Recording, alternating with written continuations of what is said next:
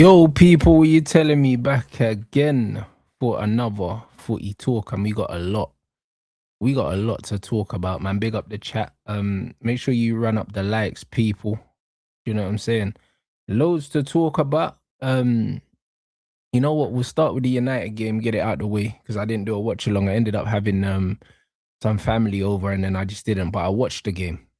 But I watched the full game. I just didn't do a watch along. I was very impressed with what I saw. Do you know what I'm saying? Obviously, you know me, I like to say I told you so, blood. So, you know what I mean? Andre Santos, you know what I mean? Take a bow, people. You know what I'm saying? You man saw, yeah? You man saw the smile on my face when Man United announced that we signed Andre Santos, bro, because I told you I knew what player we was getting. I knew what player we was getting. We got an extremely high IQ footballer, bro. Do you know what I mean? Man saying, oh, Chelsea reject and all of this bullshit, bro. He's better than fucking Enzo, bro. The reason why he wasn't playing at Chelsea is because he didn't cost 100 and something million. And it just is what it is. It's a popularity contest, bro. Santos is exactly what we've needed at this football club for a very, very, very long time. I can see why Michael Carrick likes him. I like him a lot as a footballer. I think he's incredible. Do you know what I'm saying? And he plays the game the way I like to see the game played, man. Do you know what I mean? Line breaking passes, super high IQ. People were talking about, oh, but he don't cover ground, all this bullshit, bro. He's so intelligent, bro, and he knows how to win the ball back. He was he was everything for us yesterday. Loads of people gassing up the Mason Mount preseason thing.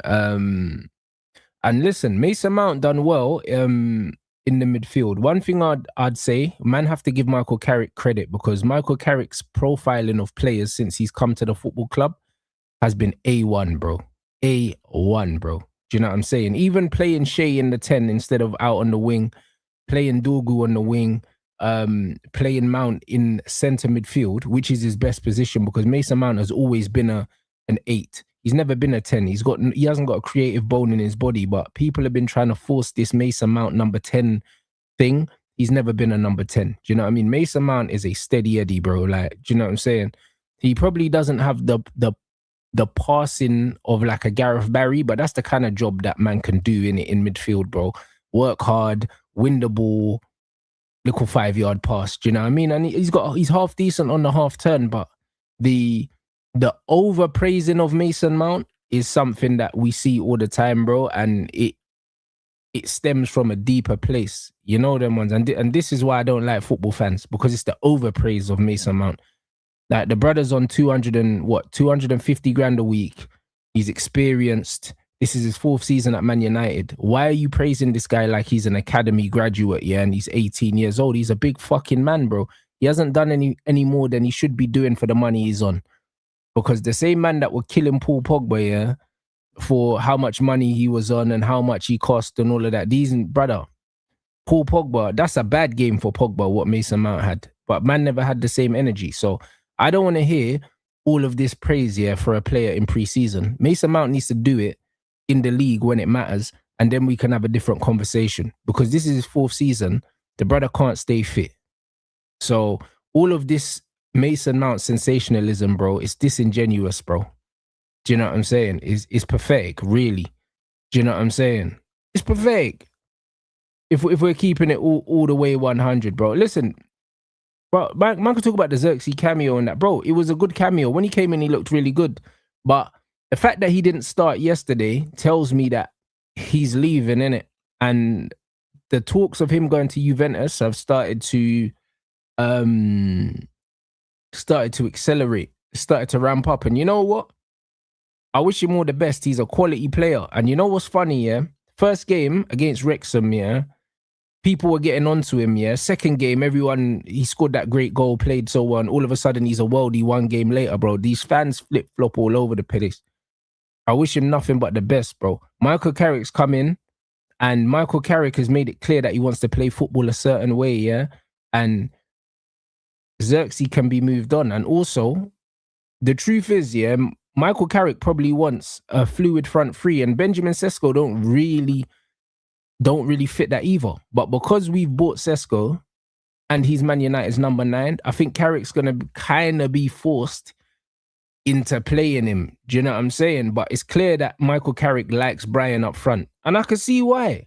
Because I like the flexible front three with Brian, Dorgu and Ahmad, bro. It gives us a different...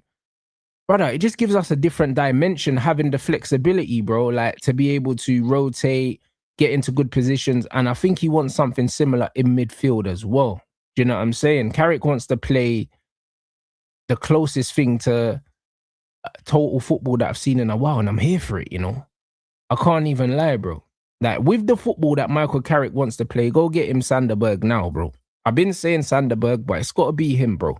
And what I noticed yesterday, obviously the fullbacks are getting forward. Lenny Euro shout him out. Loads of people were counting him out like he's not 20 years old and like he doesn't have loads of qualities. But there was a period, yeah, in the first half where we just had Atleti pinned back and Harry Maguire, yeah, was in their half getting on the ball and Santos was splitting the defenders and playing as the third centre-back and we were just bopping the ball, bro. Do you know what I'm saying? We were just bopping it and it was beautiful. I can't even lie. The pressure that we put on them and we just pinned them back, and that's something that we're not used to seeing. Do you know what I'm saying? That's something that we're not used to seeing. So for me, I thought it was beautiful, man. If you can get a Sanderberg, yeah, and then a Santos to rotate with him, I think our midfield, in terms of the profiles we've got a midfield to go up against anyone in the league and beat them. So, nah, man, it was just like, bro, I'll be honest, yeah. Like I even said it in the Mandem talk chat. I said, yo, you man owe Michael Carrick apologies, bro. The likes of like the Nuruddins and the Moosas and that. Because, bro, these men are super reluctant, yeah, to give Michael Carrick credit, yeah. But the truth is, yeah, and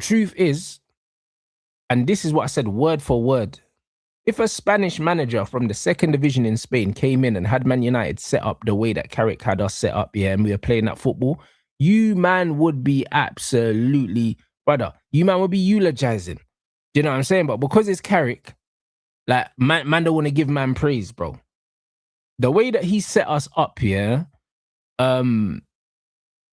towards the end of last season, it looks like we've just kicked on from there and gone up another level, because I did point this out to you lot, yeah.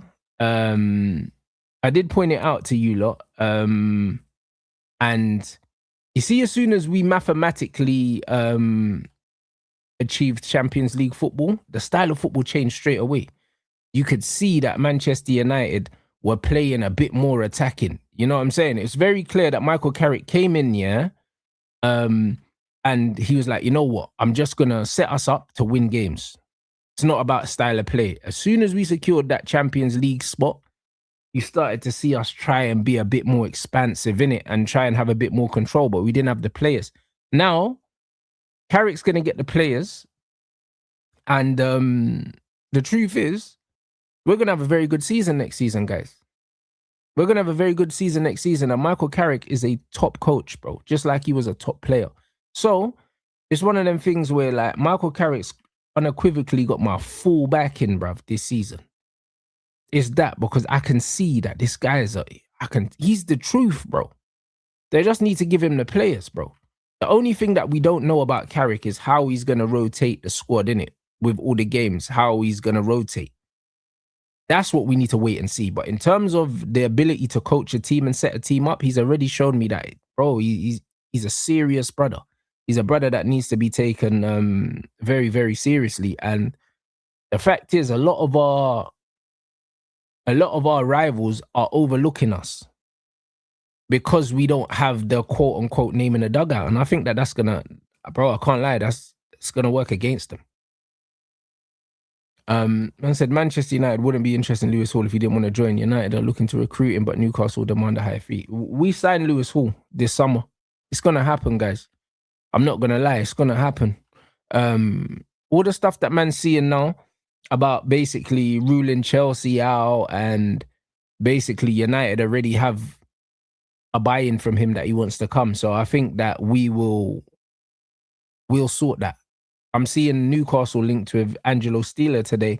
Like, I think Newcastle, like I said, are going to let go of the players that don't want to stay. They've got a new manager and they're just going to reinvest the money. That's what I believe. I believe Lewis Hall leaves. I believe we sign him. There's also been links with Miles Lewis-Skelly. To be honest, yeah, Miles Lewis-Skelly ain't as good as Hall. Would I take Miles Lewis-Skelly if Lewis Hall ends up staying? Absolutely, I would take him at Man United at left back, because he's athletic, he's good on the ball, and we're trying to play this possession football, and we're trying to increase the potency of our build-up, and he would definitely help with that because he's a midfielder by trade like Lewis Hall. But I think Lewis Hall is better defensively. But would I take him as backup if we couldn't get Lewis Hall? Absolutely. I said Barella is right for us. Champion for international team, world class, open to move. Also, so still no, thank you. Do you know what I'm saying? Like, no. I like Barella as a footballer, but the truth is, yeah, Serie A to the Premier League, nah, I'm all right, bro. You know what I'm saying? I'm all right. He's not the profile of a Tonali, bro. When I look at Barella's a baller, like, but he's like, nah, he's not a dog like Sandro, bro. I can't lie. And taking anyone from Italy to play in the Prem is always a risk anyway for me, just because of the big change in intensity. And Italian players, bro, they don't really travel like that. Like, that's a no from me. I rate him as a player, but not for the Premier League. And yeah, bruv, we were right up the pitch, suffocating Atletico Madrid, bro. Suffocating them, man. It was beautiful. And man can say, oh, cool, it wasn't their first team, and that it wasn't our first team. Do you know what I'm saying? And furthermore, the beauty of what we're doing with Michael Carrick right now is even when we change the team in the second half, the football don't change. That when he puts the kids on, the football's still good. Do you see what I'm saying? Like, when you look at, for instance, the Rosenborg game, even when we changed the team, yeah, the football style of play was the same. It shows you that Michael Carrick is coaching in a way, yeah, that no matter who's on the pitch, that the style of football is still prevalent. And it shows you this is what we was waiting for. This is the identity that he's building at the club. And I just like, we got fluidity all over the pitch. All over the pitch, bro. Do you know what I mean? And this is why I don't necessarily think an out-and-out number 9. I just don't think that's how we're going to play our best football. I think we're going to play our best football with a fluid front three. And I think the midfield's going to be similar. United are investigating whether a deal is possible and are aiming to see whether Arsenal do business, given Arsenal plan to spend big over the next few weeks. I don't think Arsenal are going to spend big over the next few weeks. I'll be honest. I don't think they are. They'll get Bruno G. They're saying that's going to be around 77 million pounds or something in that region. You know what I mean? Between 75 and 80 mil. And then they'll sign one more player. Do you know what I mean? I don't think they're going to spend big though, because they're not getting Vinny. And yeah, I just can't see them going out and spending loads of money on another player, because that player's just not there. That player's just not there, bro. I'll be honest.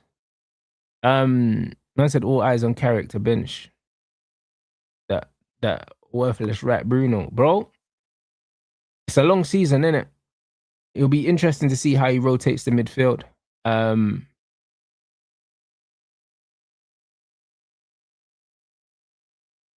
said Lewis Hall feels like Belabor all over again. I don't think so. I don't think so at all, because it's one of them things where he's known to want to leave, and I think they'll let him go for the right price. Brighton was completely different. They was asking for crazy. Do you know what I'm saying? They was asking for crazy, crazy money. This is like, the Newcastle thing's different. It won't be that. You know what I'm saying? Like, I don't think he stays at Newcastle. He'll be looking around the changing room and seeing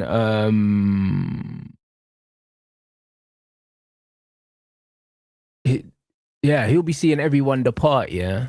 And yeah, it's just one of them things. It's not really making sense. It's not making sense to stay.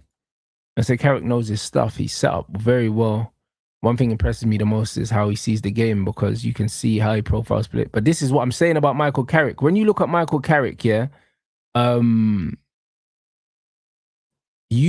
trust him because I trust the way he sees the game.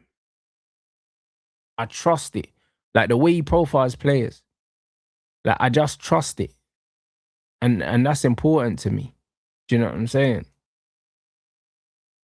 I said you don't look at passports. Luis Enrique could have struggled and fans would have blamed Ineos for not keeping Carrick.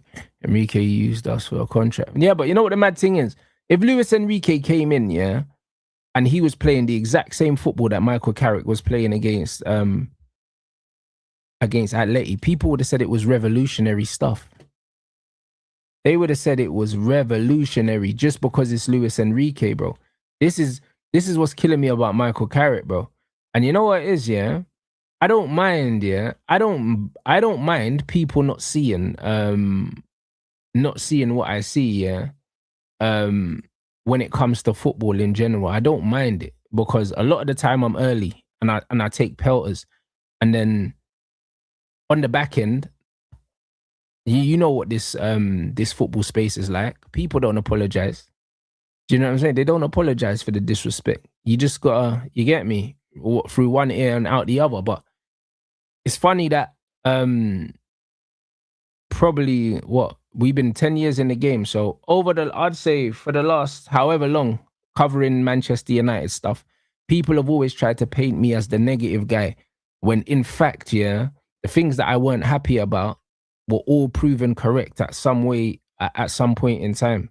Do you know what I mean? And now I'm genuinely optimistic about what we're doing because I can actually see, that we're going in the right direction. We're recruiting the right players. Even Tielemans and Santos, yeah, those are two extremely shrewd signings. We're only 3 games into preseason. People are seeing how good Santos is already, bro. We know how good Yuri Tielemans is. So right now, yeah, our recruitment team are already showing that they're ahead of the game. And we're poised to have another summer just like the one before and the one before, bro. And you know what that means.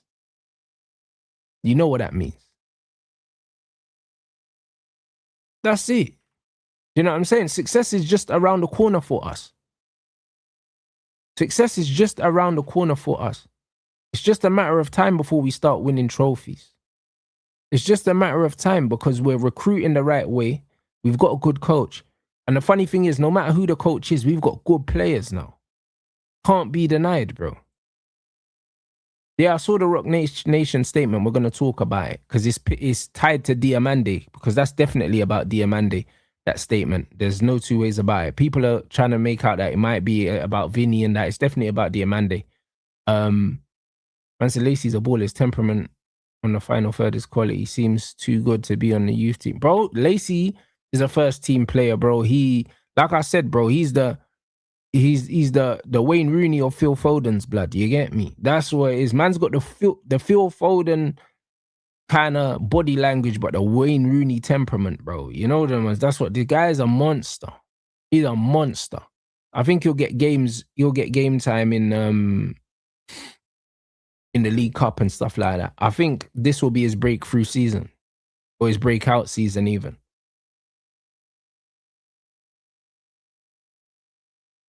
Man said this is the most connected squad we've had in a while. Everyone we have is likable. Even Carrick said in his match reaction. Bro, it's facts. And also, this is the most cohesive that Manchester United have looked for a long time, bro.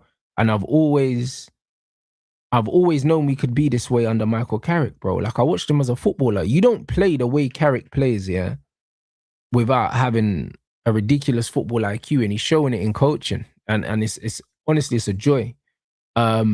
That's a bit of inconsistency. You've always been on the get more technical players tip since before the pandemic. Carrick might finally get us out the hood. Bro, facts. The end of the day, ballers ball, innit? Do you know what I'm saying? Ballers ball, fam. And if you give Michael Carrick ballers, you know that we're going to play this football, bro. Do you know what I'm saying? Because just the way he sees football, there's enough snippets out there of him expressing how he sees the game that you know if you put the right players, yeah, in the squad for him, he's going to make it work. And the beauty of this preseason, like I alluded to before, is it looks like we're just picking up where we left off from last season, and that's good. Because loads of people are talking about new manager bounce when we are bouncing their team's head off the pavement. But this don't look like a new manager bounce because we've literally picked up where we left off in terms of the fluidity that we're playing with. Like, honestly, at times yesterday, it was a joy to watch, man. So who will totally transform the way we play as a team and be serious signing, but I don't mind Skelly. Same. I'm not. I'm there for both. Man said it's about paying the right price. I don't think we pay 70 for Hall. Bro, listen, I'll be honest. If it's 70 including add-ons, I'll still pay it. I don't care. Lewis Hall is transformative. He's transformative. He could be the marquee signing. Even though slyly Tielemans is a marquee and people don't realize because he don't cost 100 million. But Tielemans is a marquee signing. Like, Tielemans is a bigger signing than Cunha and Bryant. It's a bigger signing. Yuri Tielemans got more skin in the game than both of them.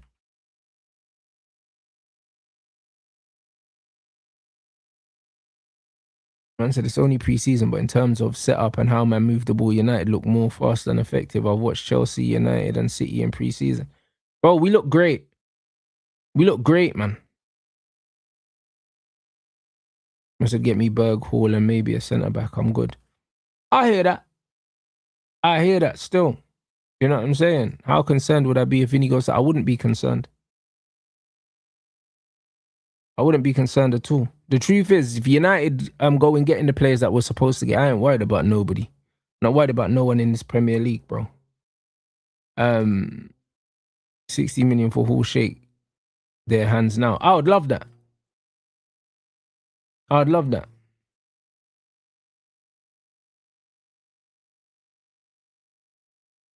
I said big names don't always work out. Bro, big names most of the time don't work out. For whatever reason.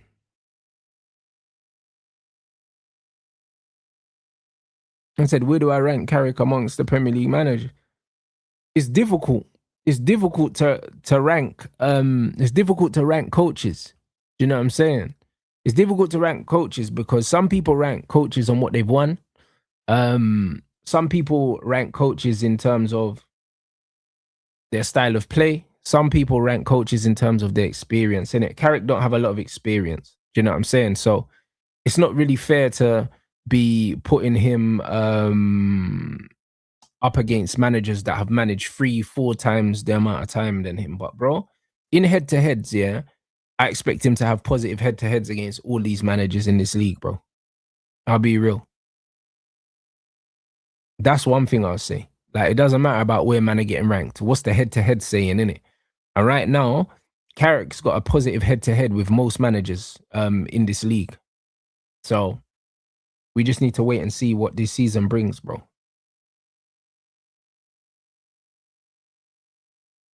I said they love Cliff and me on X. I see. Bro, listen, I open X, I see my face. I open freaking, you get me? Instagram, I see my face. It's whatever, bro. I'll be honest. People clip me because they know that I get engagement, bro. Like, it is what it is, bro. Like, I don't give a toss at this point. It's boring. Man said, man, I haven't seen Cunha, Kobe, Yuri, Bruno, Sesko, Lomans, etc. in the team. But that's what I mean. Like, normally, yeah, pre-season we're playing shit football. A man is saying, oh, yeah, like, let's wait till we get our other players back. This player's missing. Brother, we're not playing like this player's missing. We're playing a style of football that's only going to get better, yeah? Only gonna get better when better players come onto the pitch. That's what people need to be looking at. That's what people need to be looking at. Do you know what I'm saying? Like, the fact is, yeah, it's only going to improve. I said Dorgu's good, but you need a natural left winger. Brother, Dorgu was always meant to be the backup left winger. He was never meant to be the starting left winger. So again, yeah, you see, when people are trying to force the Dorgu stuff and chat shit, bro, like, it's so jarring. And I'm not speaking to you specifically, but all these people saying, no, he's not a winger, he's not a winger. These men need to shut their mouths. Do you know what I'm saying? Like, Dorgu's always meant to be left wing cover. He's not meant to be the main left winger. No one's saying that they want Dorgu to start week in, week out at left wing. Absolutely no one's saying that. So, do you know what I'm saying? The morons that are doing too much with the Dorgu stuff is dead. Because as soon as he slaps one from 20 yards off the crossbar, you man are gonna be glazing again, bro. Like, I'm tired of these football fans. Do you know what I'm saying? Man change their opinion week to week, bro. Week to week. Do you know what I'm saying? Them man weren't saying he won a left winger here when man crashed it on Arsenal, blood.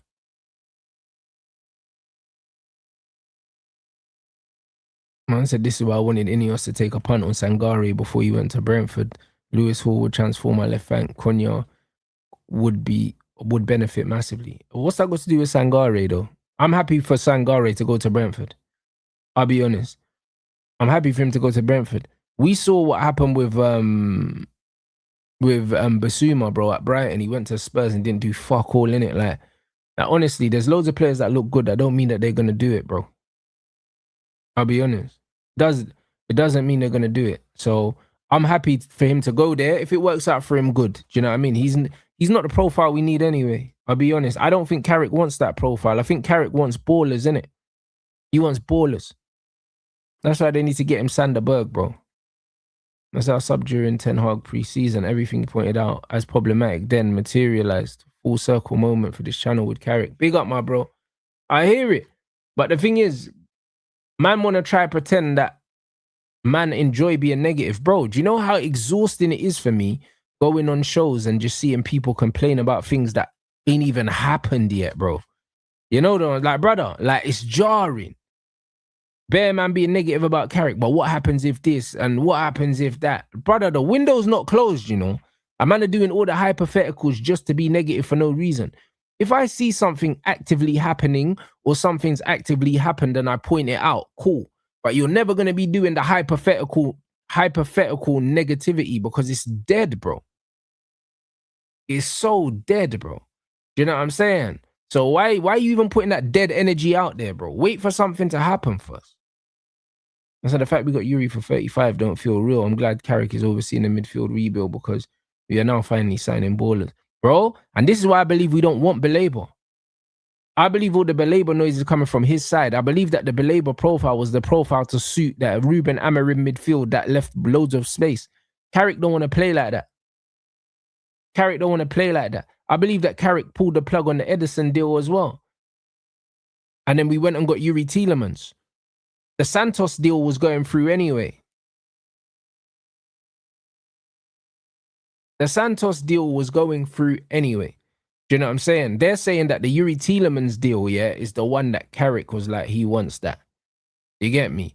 So at the time, because we weren't privy to the information, we thought the Santos deal was the one to replace the Edison deal, but the Santos deal was being done anyway. It was the Tielemans that replaced the Edison deal. So Carrick just wants strictly ballers. That's why I believe Belabor's not happening. That's why I believe Manu Kone is not happening either. Like, Manu Kone is a good footballer, but he's still more of a physical player than a technical player. That's not to say that he's not technical. But I just think we just need another baller in there. I think he wants another Santos-esque player, but with a bit more physicality, a bit more presence. And I think that Sander Berg at 28 is perfect because Santos is the understudy at 21, 22. Then you got a senior 28-year-old. And then with Yuri Tielemans, you got a senior 29-year-old. Then you've got a junior Kobe Mainu that's 20 or something like that. I believe we do the senior and the junior in each department, bro. You get me? It just makes the most sense. It makes the most sense. Go get me a 28-year-old that's ready to win stuff now.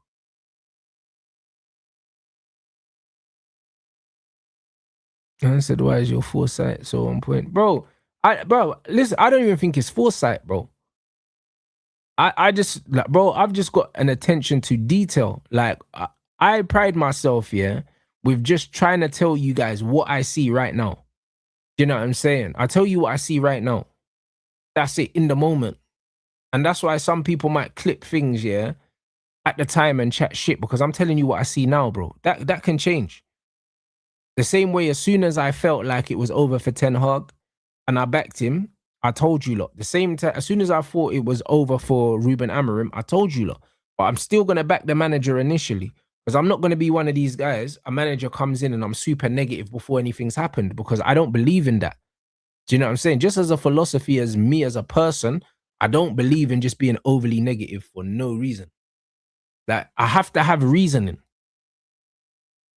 Even if Man United, for instance, would have brought in a Gareth Southgate. Do you know what I'm saying? I wouldn't have just been overly negative from the beginning. I don't want him. He's gonna do shit and all that. I'm not gonna speak that into the universe. I'm gonna sit there, and I'm gonna see what's happening, and I'm gonna tell you what I see instead of telling you what I feel like is gonna happen. Because a lot of men just be out here talking with their feelings, bro. It's the truth. They tell you what they feel like is gonna happen instead of what's actually happening, bro. And that's the reason why most of these men are not honest. And then on top of that, man are more concerned with trying to please a certain audience or not offend a certain audience, so they can't even authentically give you a fucking honest answer, bro. It's the truth. Because if man are Ineos out, then man don't feel like they can compliment anything Ineos say because it goes against their brand. Man are always trying to please certain pockets of fans. I'm not trying to please no one. I'm just trying to be honest to myself. That's it. So I'm always going to tell you, man, what I see, bro. You know what I'm saying? There's nuance in these things. I was the one that coined broke billionaire. I did not want fucking Jim Ratcliffe, bro. I didn't want him at the football club. I didn't want him. I was ready. I was ready for the Qataris, bro. Man was ready to print T-shirts, everything. Man was doing the most. And as soon as these man came into the club, I didn't want them here. But I said, you know what, man's just going to be honest. When everyone was giving them shit about laying off people from jobs and doing all these other things, I didn't join in with that. Because I understand business. I've ran a few in my time. I know how to make money. Sometimes you have to do the difficult things, bro. But the facts are, when it comes to the football side of running the club and the financial side, we're in a better position financially because of what they've done. And we're in a better position football-wise because of what they've done. So whether I like them or not, I'm not going to sit here and try and take away from them. Like even people saying, like our footballing operations, them man brought in the data brother from Mercedes. They brought in all these people. All of these guys trying to give Christopher Vavell all the credit, for our recruitment. Brother, there's players we've been looking at way before Vavell got here. But people are so ignorant. People are putting everything down to Vavell. Vavell ain't, bruv. Vavell's not doing all this. We got a whole data team. We got Jason Wilcox. We got all these people. Them man want to give Vavell credit for everything because they don't want to give credit to Wilcox. They don't want to give credit to the data team. So they find it easier to just fucking Vavell. Like Vavell didn't bring Noni Madueke to Chelsea, bro. You know, everything that goes right, man, they just say, oh, Vavell, bro. You don't know the timeline. Do you know what I'm saying? That's what they're doing. They're using Vavell as a stick to beat Jason Wilcox with, bro. We've been looking at Yuri Tielemans for like 5 years. We've been looking at Santos for about 3 years. A lot of these man, we were looking at before Vavell got here. So, do you get what I'm saying? So, these men want to give Vavell credit because they don't want to give Wilcox credit. And I see what these men are doing. These men are always trying to play politics and that. I don't believe in that kind of stuff when it comes to football. I just want to give people the credit when they deserve the credit. Do you know what I'm saying? And put people on blast when they deserve to be put on blast, bro. It's the only way to do it. The only way to do it. And right now, a lot of men are begrudging, giving Michael Carrick the credit he deserves because he's setting us up. The way he's setting us up is elite. It's elite, bro. Do you know what I mean? And no one wants to talk about it. It's elite the way Carrick is setting us up. Man said Berg could be our Fabian. Bro, 100%. But you know what? He's a bit more robust. That Berg is the one, bro. He's the one, I'm telling you. It's not the sexy name, guys, that a lot of people want, but he's the one, If we get him in and we got Berg, Tielemans, and Bruno in the midfield three, bro, that goes up against any midfield in the league and it wins. Any midfield three in the league and it wins. Whether Rodri stays or he leaves. That's how confident I am in that midfield. Because that ball retention is crazy. And people underestimating, Yuri Tielemans' athleticism is going to be so funny as well. Because people talk about Yuri Tielemans, yeah. There's one clip of Yuri Tielemans absolutely boshing Bruno G, blood. And then man talk about him like he's not mobile. And I just see man just crashed it on Bruno Guimaraes. So Bruno's meant to be this tenacious dog, yeah? And I'm seeing Yuri just crash it on him. Do you know what I mean? People are going on like Yuri Tielemans don't win his duels, bro. But the data doesn't say that. Do you get what I'm saying? So man just be out here just really just making up stuff. Do you know what I'm saying? People just be making up stuff. So honestly, in an ideal world for me, you go get me Sanderberg, you go get me Lewis Hall, and then there's rumors of another attacker. I keep hearing Ollie Watkins. I don't know why I'm hearing Ollie Watkins. Do you know what I mean? I don't believe that Carrick wants an Ollie Watkins type striker. That doesn't make sense. Because the truth is, if Ollie Watkins comes into the team, he's ahead of Sesko. That sounds mad, but he is. Sounds mad, but he is. I'll be real. Ollie Watkins ain't an understudy for Benjamin Sesko, bro. He's not, bro. Because he's better than Sesko in this league, bro. Like, Watkins scores more goals. So, like, and it sounds mad. I know it sounds mad. And some people will say, oh, nah, Rants, what are you talking about? Brother, I promise you, on my life, yeah, Ollie Watkins, yeah, will score way more goals than Benjamin Sesko playing up front for Man United, bro. Because he's more acclimatized to this league. He's older, he's smarter, he's more battle-hardened, bro. Do you know what I'm saying? So I don't see Ollie Watkins coming into Man United. Because if he comes into Man United, he has to start. He's not coming into Man United to sit on the bench for Sesko. Sesko is not better than him in this league. He's not.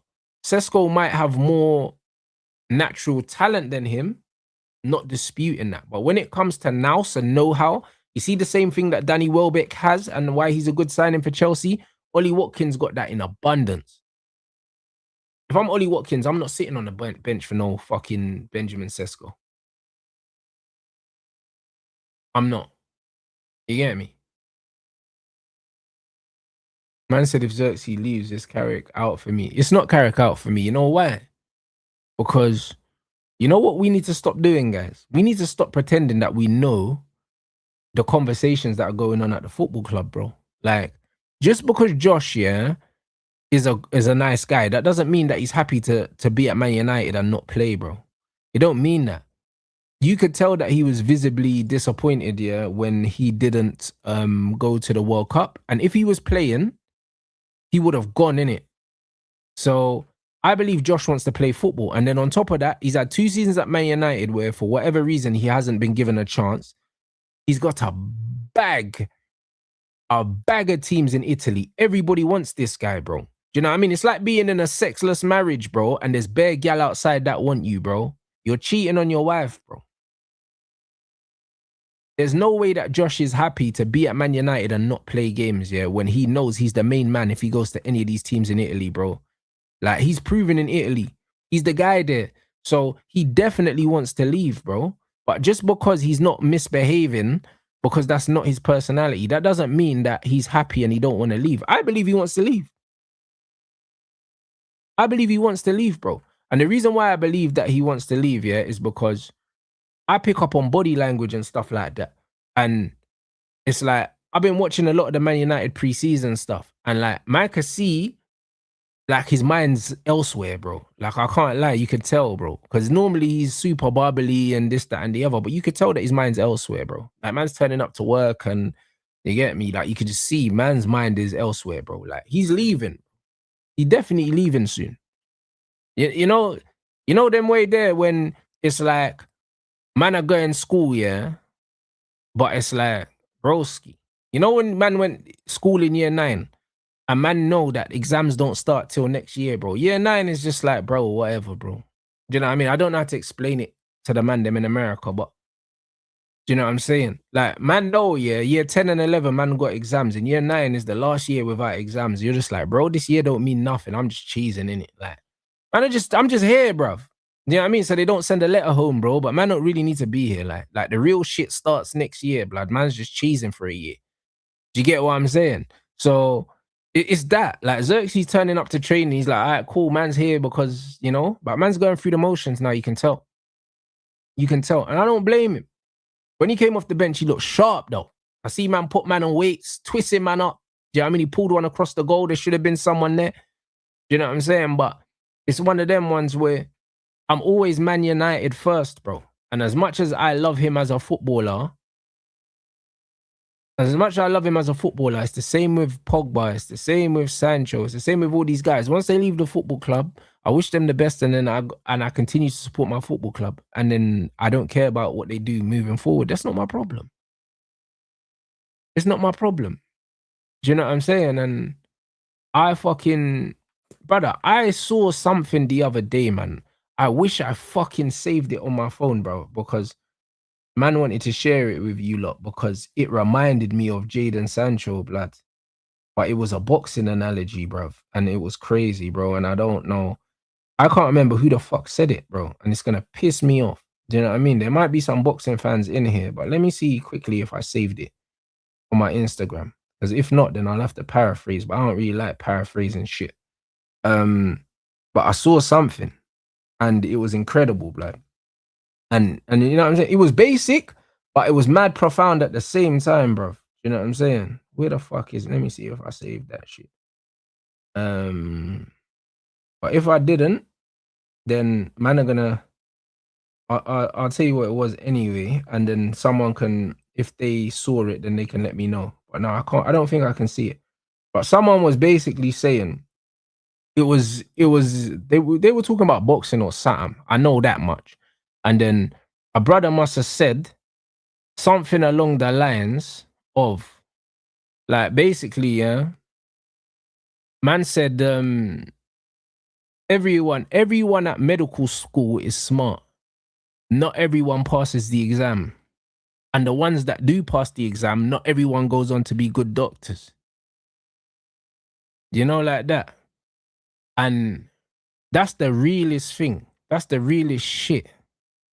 A man said, and there's a multitude of reasons as to why man don't go on to become good doctors, but it's not because you're smart. You know them ones, but you're not smart because everyone's smart. Do you know what I'm saying? Everyone's smart there. That sits there. Everyone's smart that passes. Everyone's qualified, but just because you're qualified, do you know what I mean? It doesn't mean you're going to go on to be good, bro. Do you know what I'm saying? And this is the reality. There's brothers that might have finished top of the class, didn't go on to become good doctors. You know what I'm saying? Because the bottom line is, yeah, it's a mentality thing. It's a personality thing. You might have all the tools, but you might not want it enough. You might not have the intangibles. So you've got the ability, but the ability is not enough. Do you know what I'm saying? The ability is not enough sometimes, bro. Do you know what I'm saying? The ability gets you in the door, but that's not what keeps you in the door. A lot of the time, it's the intangibles that keep you in the door, bro. Do you know what I mean? And we might see something similar with the players like, for instance, like a Ryan Cherky and stuff like that. Ryan Cherky, yeah, is so, he's so incredibly talented, yeah. But the fact is, yeah, man keep hearing mumblings about man's attitude. During the World Cup, they were showing that he had an argument with Deschamps, and then they showed him sitting down on the floor and stuff like that. And brother, I don't know if they're projecting or if they're stereotyping, man, because the truth is they treat a lot of them North African brothers the way they treat black guys. Do you know what I'm saying? So, you know what I mean? It could be a bit of racism as well. But at the end of the day, it's one of them things where it gets to the point where man start questioning, is there no smoke without fire? You get what I'm saying? And the thing is, you can have all the ability in the world, but if your mentality is not in the right place, for one reason or the other, people just start to bypass you, bro. Same with Phil Foden, all the ability in the world, but there's a reason why he hasn't kicked on, and it's not because he's not a good footballer. Do you get what I'm saying? So just because you're qualified or you're smart enough and you qualify, that doesn't mean that you're gonna reach the pinnacle, bro. You know what I'm saying? Like everyone can't reach the pinnacle. And for sure that there's racism involved with Turkey. For sure there is. But also, like, football is kind of like, it's kind of like having a normal job in terms of being in the corporate world, bro. If you don't conform a certain way, your life is always going to be more difficult. And the problem is, if you're not someone that conforms, you kind of want to work for yourself, like me, bro. Because I can't be told anything, and I know that. That's why I don't work for no one. But when you're in a line of work which is very much about opinions, because you're relying on a man's opinion of you to play you, it can get sticky. You know what I'm saying? Man said I disagree. I think because Cherokee is so talented and so good, I don't think he's ever had to work hard, which explains how he is now. I don't agree with that. I don't agree that he hasn't had to work hard. I don't agree that he doesn't work hard. Do you know what I'm saying? Because he will have different struggles.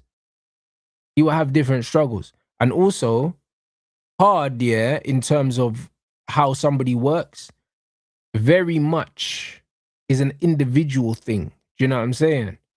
Because you can look at someone and say he's not working hard, but in their head, they might think they're working hard. Or maybe they're working hard for them. Do you get what I'm saying? Maybe they're working hard for them, bro. Like, for instance, yeah, you look at certain players like, I don't know, like who's known for effort? Mason Mount, the Declan Rices. You look at these men and say, oh, they work hard, they work hard. But in their head, they're not working hard. That's normal for them. That's not hard work for them. That's normal work for them because that's just who they are. Do you get what I'm saying? Like, they might not perceive it as hard work. You perceive it as hard work because it's hard for you. Do you get what I'm saying? And that's the reality. So when you see players running around like the Conor Gallaghers, you might think, oh, he's working hard, but it might be a 7 for Conor Gallagher. It could be a 7 in terms of exertion because he's just fitter than everyone. Do you get what I'm saying? Like, a lot of this hard work thing, yeah, it's more about what it looks like than what it actually is. Because when you actually look at the data, Declan Rice don't run more than Yuri Tielemans. When you look at the data, these men will cover about the same amount of ground on a pitch. The difference is Declan Rice does more sprints. Yuri Tielemans does less sprints, but they still cover the same distance. So because man sprints more, man will say, yeah, but he runs further, but he doesn't. Because the data says he don't. The same with Belabor. Belabor don't run more than Sanderberg.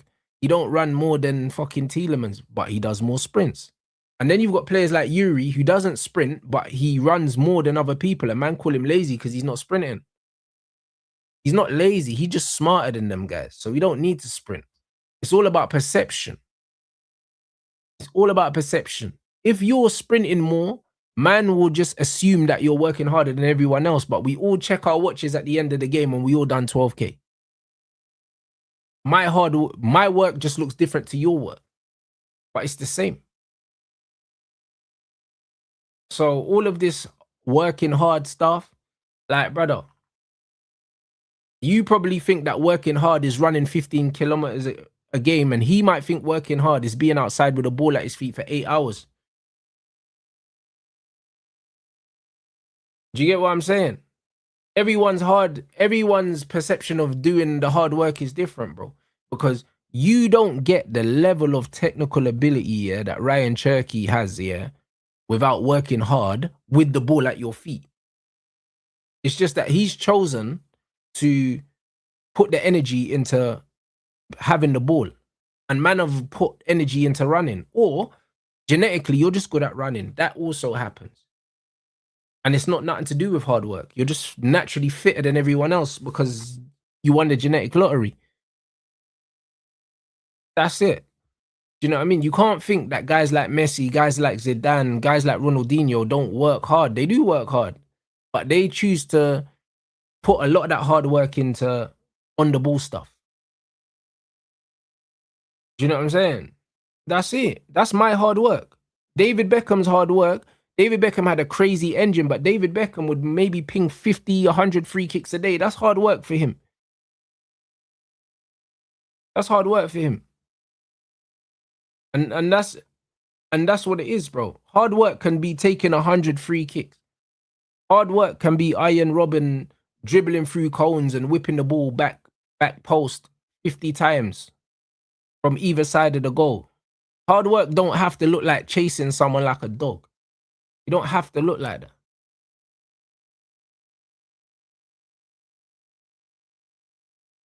Man said, if anything, that aesthetics players work the hardest, spent most time in the fundamentals. But this is what I mean. That's what I mean. All work is work. It's just some people choose to work on different things. Do you know what I'm saying? It's the same with fighting. Some guys put all their work into their strength and conditioning and not enough work into their skills. And some guys, then they might not be pounding the pavement every single day, but these men are watching boxing, they're training, they're on the bag, they're shadow boxing, and they choose to put their hard work into their skills. Do you know what I'm saying? Like, that doesn't mean one guy's working harder than the other just because you're running more miles. But running miles is cool. But unless you're honing your craft, how much better are you getting? Do you get what I'm saying? So everyone can choose to put their hard work into different things, bro. Hard work isn't just doing cardio, blood.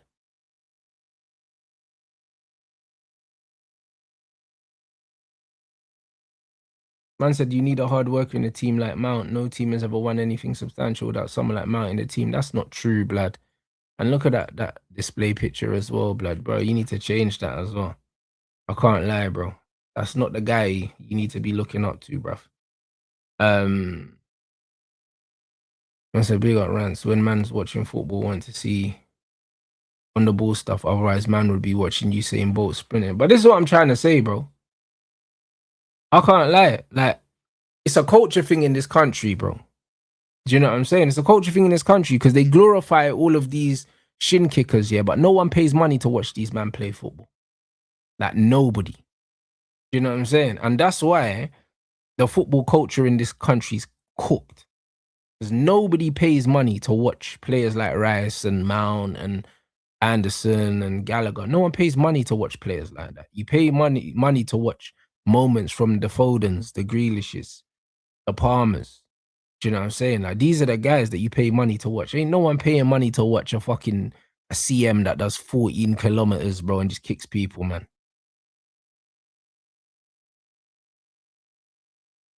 Man said everyone's killing me after watching Santos. Now gassed. Instead of hating, why couldn't people say I don't know how it's gonna be better than the hater to rate her after one preseason game? What do you mean? What, the people that were talking shit about Santos when he came in? Bro, brother, you know one thing I say about this internet game, yeah? A lot of man don't want to say, yeah, they just don't know, innit? Them man can just say, you know what, I ain't seen enough of him. But sometimes you man ask me about players and I genuinely haven't seen enough. I say, I haven't seen enough. All these men think they're experts on every player. Or they'll see they'll see an opinion online and that's just their opinion now. But the truth is, yeah, I'd seen enough of Santos to know he was a baller. I'd seen enough, bro. Do you know what I mean? There's things that he done for Chelsea that I noticed immediately because of how I watched the game. The best these men could come up with are Chelsea outcast, Chelsea reject, Chelsea didn't want him and that. Broski. You're seeing what Chelsea are missing. It wasn't even Myron, bro. It's that Hamza you still. I think it is. It's not even Myron. It's that Hamza you, blood. Yeah. Yeah, it's not even Myron, blood. I'll be honest. I think he's Scouse or something like that you. Man said I'm a Chelsea fan. I'm annoyed we sold Santos. United cooked us there. Oh, yeah. You man got put in the air fryer, bro. You man got put in the air fryer for Santos. He's an incredible player. You know what I mean? Incredible player. So, listen, anyone that was there when the Santos signing gets announced, you know I was on the right side of history, bro. And I said that he'll be a fan favorite, and I promise you he'll be a fan favorite. He might not do the yards like a Mason Mount, but on the ball, Santos is gonna be key to a lot of good things. Man said, why is it when some players play well, they are special. When others play well, they're evaluated as a group. Kobe was paired with Garnacho. Now they're making this Santos Mount story. I don't think they're making the Santos Mount story. You know what it is? I think, you see with Mason Mount, again, we talk about perception. People want Mason Mount to do well because his face fits and he runs a lot.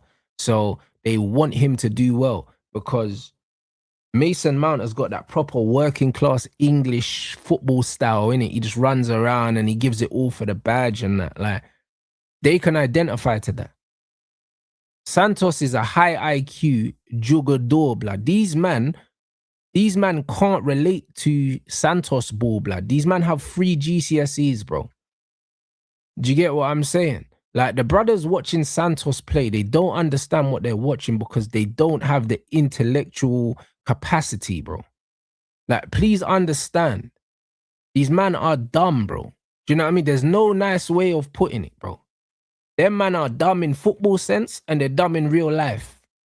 So they can't see what Santos is doing. They can't see it, bro.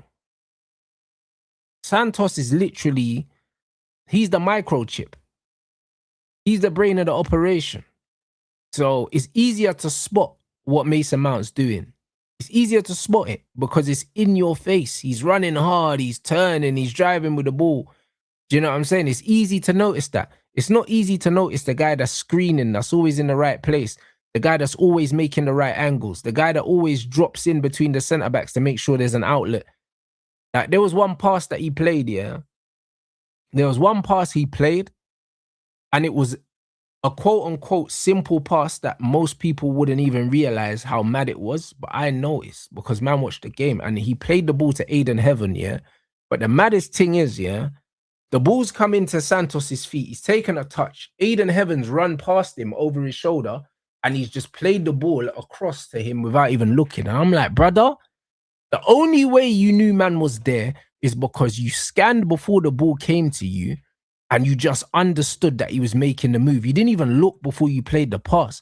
And the thing is, it looked like a simple pass, but when you realize that my man was not even looking that way, and I was just like, bro, that's how I know. Man just understands. Like, man's got the panoramic thing where man just knows. He got the 360 camera.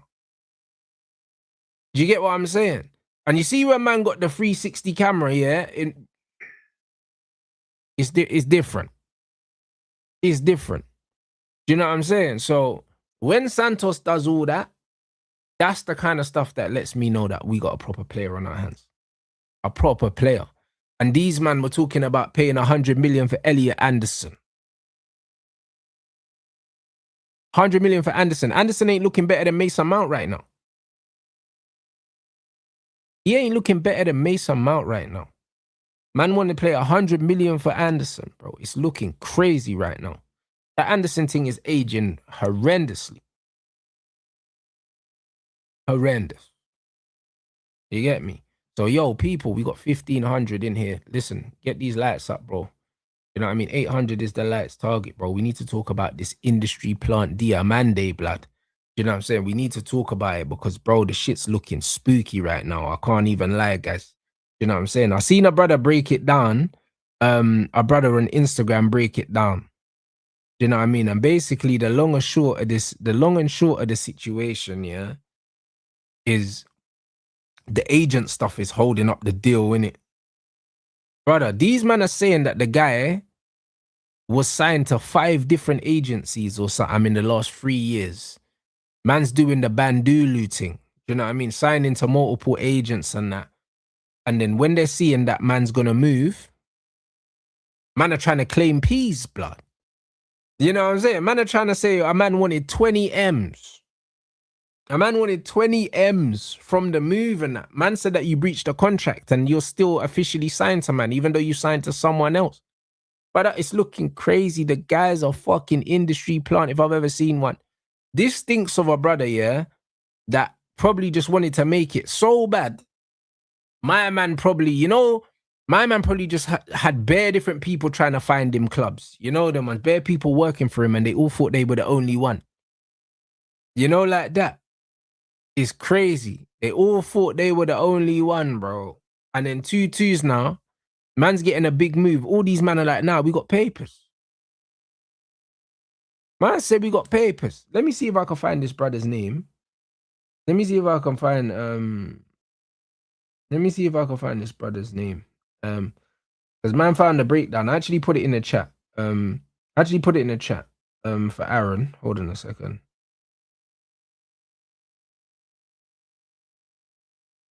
One second. What's this youth's name? I'll see if it's the same guy that we spoke about, guys. His name. Yeah, is that Romain Molina youth? It is. It's that guy. Hold on.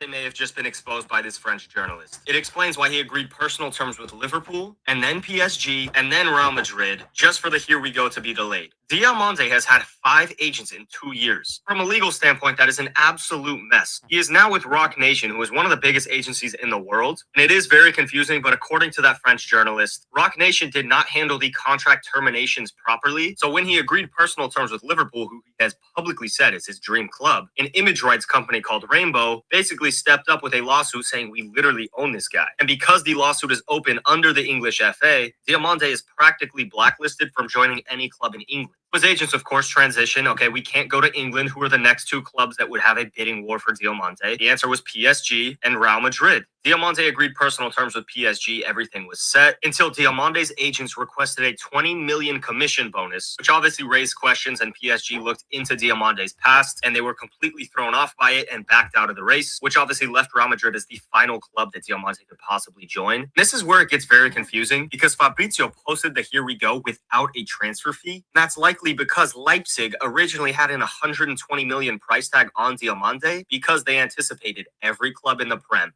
PSG, Real Madrid, Barcelona, all these clubs to chase after him. Now the truth is he's blacklisted from the Prem, won't go to PSG, and Real Madrid's the last club that would possibly sign him. So why would they still pay 120 million? The demand for him is at an all-time low. It has been said that this transfer will happen, so Madrid fans don't worry, but it has been an absolute mess for him to get to this point. Yep. Brother.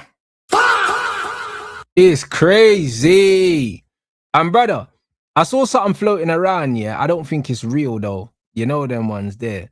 You know what I mean? And them man are basically saying that, bro, that he changed his registered age or something like that as well, blood. So they're saying that the youth might be older than whatever, but I think that's racism still. But you just never know if it's racismo or if it's real as well, bro.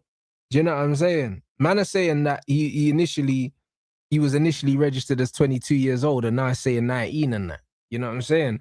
I don't even know. Do you know what I'm saying, bro? But my guess is he's probably older than 19 as well. Do you know what I mean? Like, just if we just go off, yeah, the little that we do know, do you know what I'm saying? If we go off the little that we do know, he probably lied about his age like he lied about everything else. That's all I'm saying, innit? Do you know what I mean? Probably. No, I mean, he probably, I don't know, if he's 19, you know what I mean? He's probably a young 28 or something. You know what I'm saying? So, I don't know, we're going to see, bro. I ain't going to see, bro. You know what I'm saying? But they're saying that he's definitely changed his registered age, innit? So, brother, it's looking spooky for this brother. Like, he'll end up at Real Madrid, but the fact that he's been managed by 5 different people in that time, it's not looking good, bruv. You get me? It's not looking good, you know, because that's usually what industry plant looks like, bro. You know what I'm saying, bro? Like, I can't lie. 5 different people think that they've got the rights to man. Do you know what I'm saying? And bro, like, listen, I don't have a problem with him. He's just not good at football, bro. Do you get what I'm saying? He's just rubbish. I'll be real. He's rubbish. I'll be real. When I see the amount of money that he was going for, I'm thinking, bro, this must be the slave trade or something like that. Do you know what I'm saying? Because they're not buying him to play football. Surely not. You know them way there, bro? Because, bro, the guy can run. Do you know what I'm saying? But it's not making sense. 120 million euros for that is crazy, bro. You know what I mean? Unless they're trying to breed man up, bro. Man's trying to make some superhumans or something. Do you know what I mean? Because, bro, fam, you're not buying him to play football. You know, like that. Man, probably buying man to breed up some things, bro, to make some super athletes or something. Because, broski, you're not buying this guy to play football. Not for 130 million, you know. You know, like that. It's crazy. There's no way. You know what I'm saying? Like, man gonna put him in a lab and, you get me, an experiment on man or something. Because that could be the only reason. You know them, I'm gonna send man to Xavier's and that. You get what I'm saying? Because it's not making no sense. It's not making no sense. Them man are trying to do Project Mbappe, you know. Do you know what I'm saying? With some fast twitch muscle fibers from Diomande, blood. Because that's all it could be. Because this can't be a football thing. You know what I mean? It can't be a football thing. Impossible. You know what I'm saying? Because, bro, he's just not good. Trust me, that man trying to make super soldiers. It's not making no sense. Bro, he's not a good footballer, bro. Like, brother, man ain't seen him have a good game ever. You know them, like, ever. Every time I watch this bro play football, he kicks the ball and runs past someone and then people get gassed. It's like, bro, he's kicking and running. Do you get me? He's just kicking and running. Like, let's be real. Like, man are buying him purely for athletic pursuits only. Man said he'll be one of the world's best wingers. Yeah, cool. If every other winger gets licked down with COVID, not even 19, because he's 19, COVID 28. You get me? Because man's more 28 than 19. I'll tell you that for free. You know, like that. That is crazy. Man are just out here fucking buying footballers that can't play football for 130 million. Do me a favor, mate. Do you get me? Do me a fucking favor. Like, man are taking me for some dickhead. Like my eyes don't work, bro. The spread's not good. Like, what are we doing it? Like, brother, the brother's not even better than Ahmad, bro. No one's saying Ahmad's worth 130. The brother's literally just a sprinter in football boots. Brother, man said Mudrik, bruv, he's not even better than Mudrik, bro. I swear down. And Mudrik is trash as well. Hey, Mike Lowry, I don't give a fuck. I'll call a spade a spade. You know them ones there. I'm not gonna say someone's not shit because they're black. I don't care. You know them, I don't care. He's rubbish. You know them ones there, bro. Like, man's here to give my honest opinion on football players. He's crap, bro. I don't care what color he is. Do you know what I'm saying? Like, that's crazy to me. You know what I'm saying? Like, man ain't gonna say not say he's shit because he's black. But he's shit. I don't give a fuck. You know them ones there? Like, bro. What's man talking about? You know what I mean? You think when man are ready, yeah? When man are ready to pick up their phone and chat shit in my comments, they're looking and saying, oh, you know what, Rance is black. Let me not put some bullshit in his comments, bro. The most black people chatting shit. The most. You know them, one. So, bro, I don't give a fuck about all that. Now, man can miss me with all that. Do you know what I mean? I'm not here for none of that. You know them ones there? Because when that cockroach is sitting in his empty room at home making videos about me to get views on his channel, bro. Do you know what I'm saying? Like he's not black himself. You know, like that. Man can suck his mum, bro. This is what it is. I don't want to hear about this, how we shouldn't put our people. Bruv, he's not good, bro. I'm here to talk about football. Either you can ball or you can't ball. I don't care if you're black, brown, orange, pink. I don't give a fuck. You know them way there? He's rubbish. So he's always going to be rubbish. Do you know what I'm saying? And the truth is, the only reason why he's going for that amount of money is because he's black anyway. Because you don't get that fast any other color, bro. It's the truth. So what are we doing here? If he wasn't black, he wouldn't be playing football. So the game is the game, innit? Like, what are we doing here? Like, fuck me. Like, it's crazy. You don't get them powers. You don't get them super speed powers if you're not black. So what are we doing here? You can't play ball. End of story. Man said, I can't believe Real Madrid are entertaining it. Believe it, bro. They went and signed my man, the right back, the Dutch brother as well. Jose just like the ninjas, bro. I told man, lost Blackticos as soon as he went there.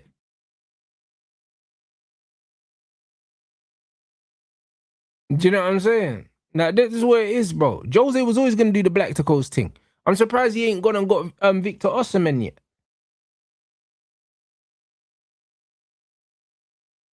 Brother, Dumfries out here dying.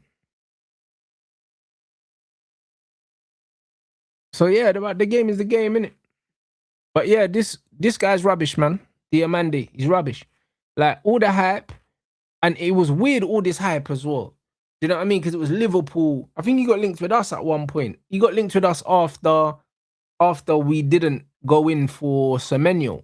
And I said, this guy looked like some reborn Semenyo. And then he gets linked with Liverpool, PSG, all these things. Bro, it stinks of industry plant, man. All these links. All these links. He's just stinking up the gaff. Do you know what I'm saying? So, bro, it's looking mad, innit? Obviously, he'll still end up going there. He'll still end up going there, but it's gonna be a reduced fee, you would think. Now, after all of this, bro. And now they're thinking that man's age might not even be legit. I think that's what Rock Nation were talking about. I think they were saying, you know what, you man are going too far, saying man's got a fake age and all these other things. I think they're trying to protect him, but I don't know, bro. Do I rate Osimhen now? Osimhen's cheeks, bro. Unless he was on trial at Chelsea before Leganes. I'm not surprised. Do you know what I'm saying? Man said, Rance, all this is telling us Vinny's not going anywhere. But bro, Vinny was never linked to this anyway. Vinny, yeah, nah, bro. Nah. Vinny has nothing to do with this. This guy's for the right wing. Vinny plays on the left. Vinny's thing is Vinny has seen that Mbappe apparently has got a larger percentage of his image rights than other players at Real Madrid, and he wants more, bro. That's all it is, apparently. Because apparently Real Madrid do 50-50 with their players, and Mbappe's got 80% and Vinny wants 80. That's kind of, that's all I'm hearing, bro. Do you know what I'm saying? But if Real Madrid take 50% of players' image rights, that would explain why they can pay so much wages, bro. Because they're taking 50% of image rights from players. And I believe in England, they don't really take a percentage of a player's image rights like that. So the money that you earn outside of football in England, I believe you just keep it, to my knowledge. You get it? So I don't think this has anything to do with Vinny. And Vinny's not leaving anyway. There was even rumors that Vinny's like willing to kind of go back to the table with Real Madrid and reduce what he's asking for in order to get a deal done. So I believe Vinny gets what he wants or near enough what he wants in the end. Do you know what I'm saying? But from a commercial standpoint, Arsenal just are not a big club. Like, do you know what I mean? Compared to Real Madrid, like it's a massive step down for Vinicius, bro. Because the thing is, yeah, you can do the image rights thing, yeah, at Real Madrid and at Arsenal. But the truth is, you're way more marketable at Real Madrid than you are at Arsenal. So, do you know what I'm saying? You might have 100% of your image rights, but it's going to be 100% of a lot less playing for Arsenal than Real Madrid. Because, yeah, image rights at Arsenal and image rights at Real Madrid is not the same, bro. Real Madrid is a superpower when it comes to marketability. Arsenal are not. That's just the reality, innit? Like, any honest Arsenal fan will tell you that. They will tell you that. Like I told you, man, the other time, like literally something popped up on my algorithm with, I think it was Grizz, blood. Was it Grizz? I think it was Grizz and Turkish, and they were guessing the Instagram followers of all the football clubs and stuff, and they were surprised at how far down Arsenal were. Do you know what I'm saying? Because their man would have assumed Arsenal would have been higher up, but I think they were like 8th or something like that, bro. Like commercially, like they're not as big as they like to think they are. Do you know what I'm saying? So it just doesn't make sense for him to go to Arsenal. It's a big step down commercially, bro.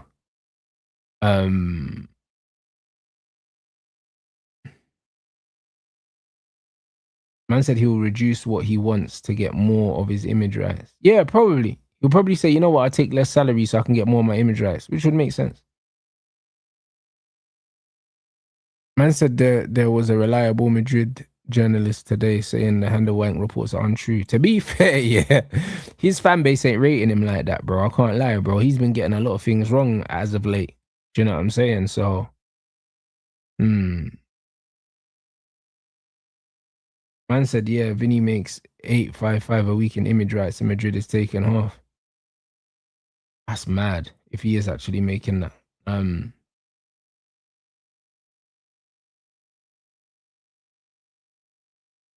hold on, why should Madrid fight for him? Hold on, what? But Rance, he's been piss poor for the past 2 years for us. Why should Madrid fight for him? Bro, I don't think Madrid are fighting for Vinny.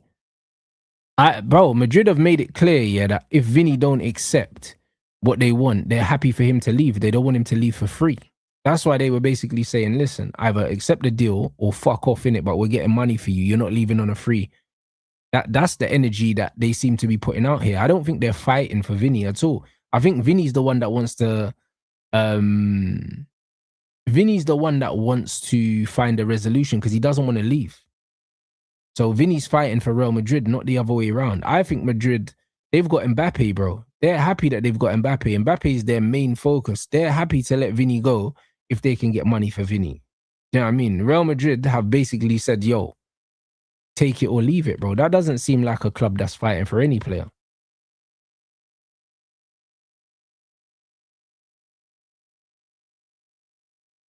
I'm saying Arsenal can't afford him. They can't really afford him. Do you know what I'm saying? But the truth is, yeah, they have to posture like they can, innit? They have to posture like they can. Because the thing is, yeah, being able to afford someone is not just, yo, can we pay him the money? Because the truth is, if they said to Vinny, yo, we're going to pay you 500 grand a week and you can have all of your image rights, cool, technically they could pay him, but the domino effect that's going to have for the rest of the squad, it's not worth doing it. Do you know what I'm saying? Because then it starts to open up a rabbit hole. Because if Vinny comes in, yeah, and he doesn't play well, which there's a possibility that can happen because he hasn't been amazing for Real Madrid in the last 2 years. If he comes in and he doesn't play well and he's on all that money, everyone else starts to look at this brother and say, yo, this brother's a diva. He's coming in doing this, that, and the other. He's playing shit and he's on all this money. And then a few men start knocking on Kroenke's door saying, all right, cool, so I want more money, bro. Like, allow it, bro. It's not worth it. Do you know what I'm saying? And it's not just how much wages they're going to pay Vinny. It's how much they're going to have to pay for him. They're probably going to have to pay minimum like 100 million euros plus however hundreds of millions his contract's going to be. It's bare money, man. Bro, he's willing to lower his demands to stay at Real Madrid, not to go to Arsenal. So, yeah, I'll be real. Like, I can't see him leaving. Can't see him leaving, bro. The fact that Diomande, Real Madrid, what they're saying 130 million euro, you would think that Vinny's going to cost at least 130 million euro, maybe more. Vinny's got to cost more than Diomande. He's done more in the game. So you're looking at what, 160 or something? Arsenal going to pay that? I don't even know, bro. Bro, the deal just doesn't even seem feasible, bro. Like, it just seems like, I can't lie. It doesn't seem feasible, bro.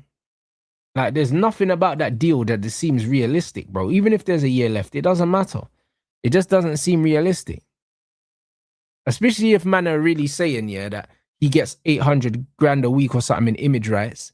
That means half of that goes to Real Madrid. So they're losing 50% of his image rights. So they're going to want to be compensated for that. Do you get what I'm saying? They're going to want to be compensated for the player, plus the money they're going to lose, plus all these other, bruv. They're going to want at least 150 regardless. I said Arsenal don't know what they're in for. No, bro, listen. The end of the day, yeah, football fans like transfer dopamine, bro. And like, the Vinicius thing, yeah, on paper, it sounds bare exciting. It sounds bare exciting. Do you know what I'm saying? But the reality is, when you watch Vinicius, consistently, you'll see that he's mad overhyped. Man said Diomande, you know, why these scrubs with pace rated like that? Madrid could just sign Noni. Exactly. Legit. Diomande is that bad, bro. Probably worse than Noni. You know what I'm saying? Probably worse than Noni. But yeah, but we'll see anyway. I believe that it gets resolved soon anyway. I think he stays at Real Madrid, guys. I don't think I don't think that there's anything to even really be waiting for. Then I mean, a part of me wouldn't even mind seeing Vinny in the Premier League. I wouldn't mind. I wouldn't mind seeing him in the Prem just so it could confirm to me what I already knew, that he's just not that good, like. You know what I'm saying? Because the thing is, a lot of people, because they don't watch him often, and the only time they see him, is in the Champions League. Do you know what I'm saying? Like, and even to be fair, in the Champions League, a lot of the times, it's not like man's doing madness, but he's got some big Champions League moments. And because the only time they watch him is in the Champs League, they assume he plays like that every week. But he clearly doesn't. The numbers don't suggest he plays like that every week. Thoughts on Rodri? I think, I don't know. I'm more inclined to believe that Rodri stays at Man City, but the noise coming out that Rodri effectively would be willing to take a pay cut to go to Real Madrid is a bit weird. I'm not really sure where I stand. I'm not sure how much Real Madrid want Rodri. Do you know what I'm saying? I don't know if they're pushing for Rodri like that, because Rodri doesn't feel like a Jose Mourinho signing. Do you know what I'm saying? Jose likes very physical, very robust players. Rodri, with his age and his injury record, he don't scream a Jose signing. So I have a feeling that the Rodri stuff is coming more from Rodri's camp than Real Madrid's camp. And I don't know if they pull the trigger, because we don't know how much City are going to want. And this is it, Rickin, bro. Nothing but facts, bro. It's mad dopamine and that, but bro, he's not all that, bro. You get me? Man, just a decent winger. Like, that's it. He's just a decent winger.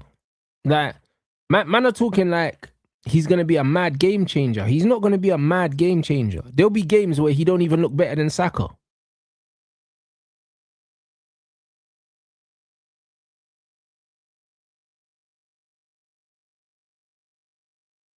Bro, listen, I'll be real, yeah? All right, I just seen your comment now.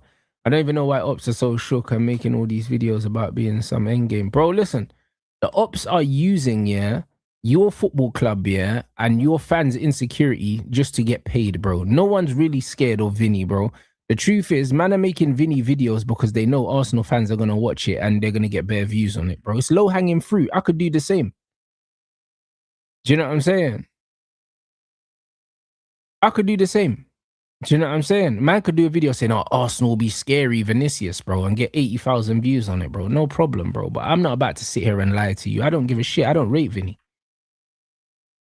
Don't rate that guy. Do you know what I'm saying? So it's just one of those things, bro. Yeah, facts. He's not better than Alexis Sanchez. And you had Alexis Sanchez. He's not better than Mesut Ozil either. So it's just one of them things. Like, man, like when people saying, would this be the biggest signing in Premier League history? Brother, Arsenal have had so many better players than Vinicius, bro. Arsenal have had Robin Van Persie's, bro. Do you know what I mean? Even players like Samir Nasri, bro. Like, Vinicius ain't even better than Nasri, bro. Like, it's crazy. Like, but I can't lie. These videos are just low-hanging fruit. They're easy views. They're easy views. Man said we just posted Rodri in the away kit. I get that, though, don't really mean much, though. That's one thing I would say, because teams do that all the time, though. Do you know what I'm saying? Teams do that all the time. The one thing I'll say is they'll post players in the new kit and then they're gone, like. But the one thing I would say, the fact that they've posted man in the new kit, that would indicate that maybe he's closer to staying than leaving, innit? Do you know what I'm saying? But at the same time, a deal can be done if Real Madrid desperately want a deal to be done. I'm just not sure how much Real Madrid want him. Oi, that failed rainbow flick, bro. He was dead in the World Cup. He scored a decent goal, but he was rubbish, man. He was rubbish for the whole tournament, really. Do you know what I mean? Cunha was one of Brazil's best attackers, probably was their best attacker. And he plays for us. Do you get it? And I'm not saying Cunha's a £100 million player. I'm not saying Cunha's a fucking absolute worldie, bro. Do you know what I'm saying? But he outperformed Vinny, bro. So one of those. Man said if Real Madrid bring 80 million, Rodri's gone. But I don't think they're willing to pay that for a 29-year-old Rodri with the injury record he's got as well. I just don't believe they're willing to pay that. Especially when they've got the players that they've already got. It's not like they're lacking in midfield. They've already got Valverde. They got Camavinga, Tchouaméni. And they just got Bernardo, didn't they? So I'm not looking at Real Madrid's midfield and saying, yo, like, they're missing players. Obviously, they haven't had a player like a Rodri since Toni Kroos has left. They ain't got a metronome in there. They ain't got someone that can control games. But they're not in utter need for him. Do you get what I'm saying? They're not in utter need for him. I think that it's more than likely, that City pay through their nose and keep him. I think they probably end up paying a lot of money and keeping Rodri. And then Rodri can still go to Real Madrid in a couple of years if he wants to go. And man is saying they want Camavinga out, but he don't want to leave, bro. Squatter's rights, isn't it? He's got a contract. He's got a contract, man. I said, I feel like football overall has gone downhill. Yep. Maybe first half of 2010 the best. You think football ever go back to level of quality of players? Absolutely not, my bro. Absolutely not. We're now living in, a data-dominated era of football. So the numbers will always be more important than the eye test now. Do you know what I'm saying? So it's athletes first, footballers second, bro. Football's never going to go back to the fantasy, the off-the-cuff, the real technicians, bro. Like, sport's just gone away from that. It's the same with basketball. It's the same with boxing as well. Every sport's gone away from that. It's all data-driven now, bro. Do you know what I'm saying? It's all data-driven.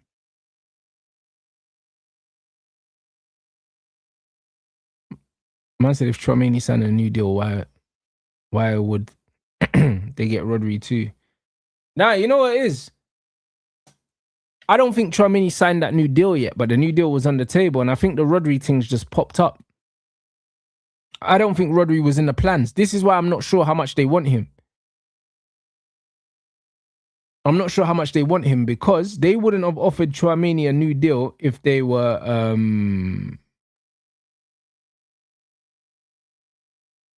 in for Rodri like that, because there would be no need.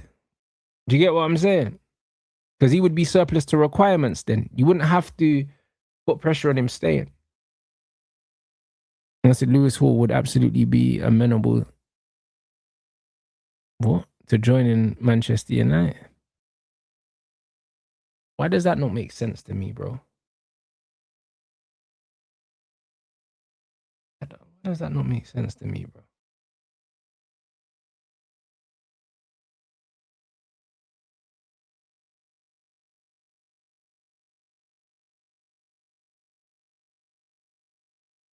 Yeah, that doesn't make sense. Grammatically, it doesn't.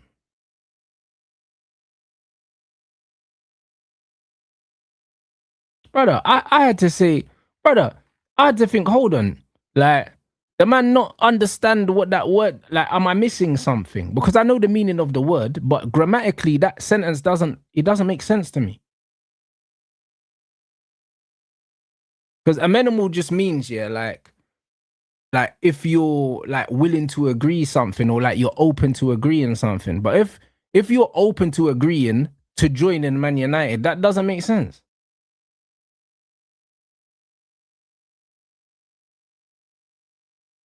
That don't make no sense. Grammatically, that word just did not fit in that sentence at all. Man could have just said, man would absolutely be open to joining Man United. That would have, you see when man just try and be smart for no reason.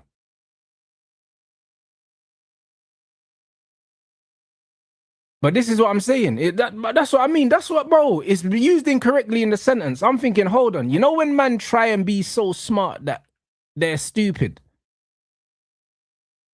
Do you know what I'm saying? I was thinking, brother, what are we doing here? Sometimes just use the basic English, bro.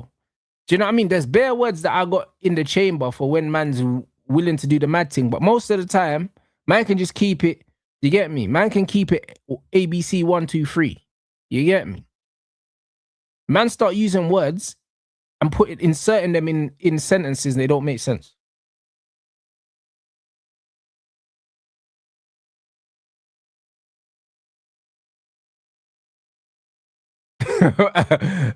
Bro, it does make the sentence redundant. I don't know.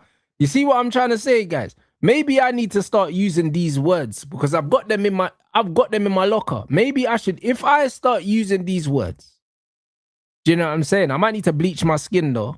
But if I start using these words, people might actually understand that man's clear these donuts. I can't lie. Maybe man just need to go on a bleaching course. Do you know what I'm saying? That's just what it is, and start using words like amenable, bro, because it's getting mad now.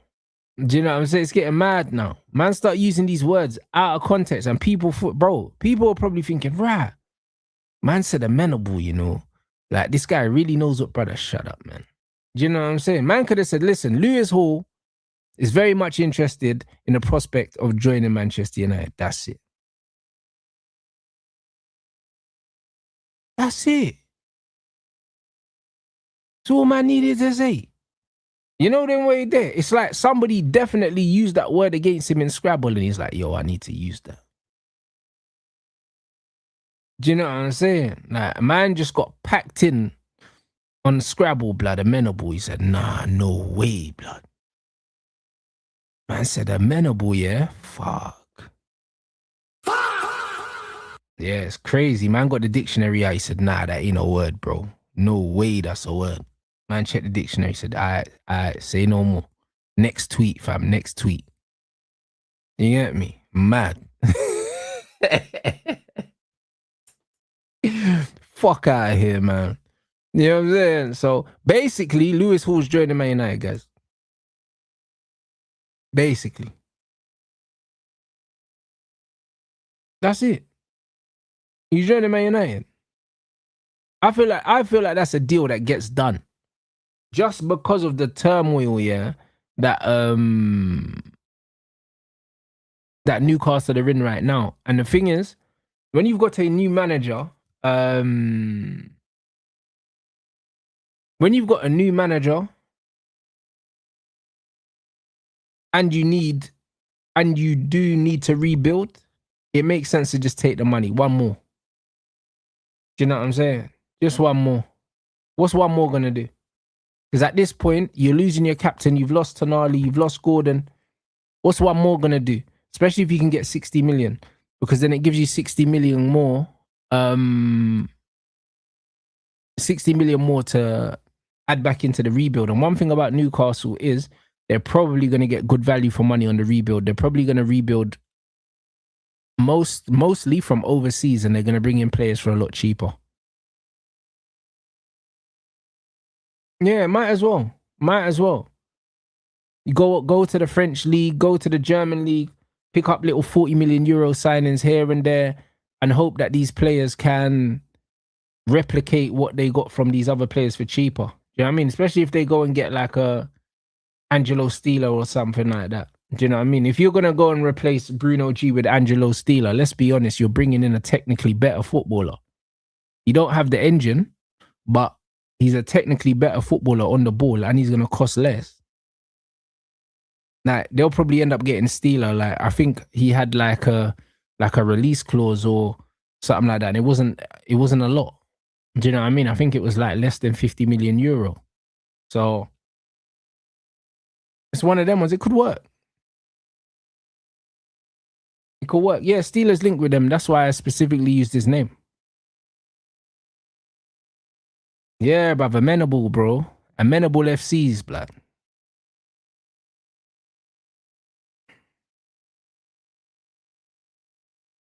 Man said they flipped 400 million euros in 2 years. That's crazy. If so.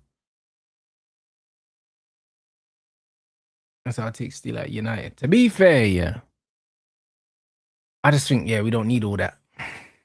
Go get me Sanderberg, go get me Lewis Hall, and then one more Premier League player in attacking areas potentially, and we call it a day. We're good. We're good, mate. No, I'm saying I'm happy enough with what we're doing. Yeah, facts. Yeah, Carrick, just pick up the phone, bro. You know what I'm saying?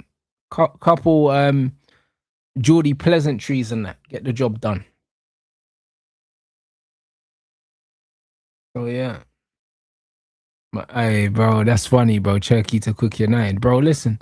Turkey, remember after Turkey lost that game to Man United, he said that he was gonna get us back and then we packed you lot in it. And bro, Anderson was talking that shit as well. We're gonna pack you lot in when we see you as well. That little Reebok Anderson, you know, that Rice Pro Max, blood. Wait till you, man, buck us at OT. You're getting your head top slapped off, bro. I'm telling you. From now. Maresca about to get put in the frying pan, bro. Trust me. Man about to get put in the frying pan. I'm telling you, we're packing you lot up. You know, like that. We're packing you lot up. Yeah, bro. Pep, not only is Pep not there to save them, yeah, but broski, if they end up losing Rodri as well, you know, if they lose Rodri and Bernardo and they change and they swap them with Anderson and Buwadi, bro, we are packing them up. Be real, we are packing them up. Listen to what I'm saying. They better hope that Rodri stays, because if Rodri leaves, bro, listen.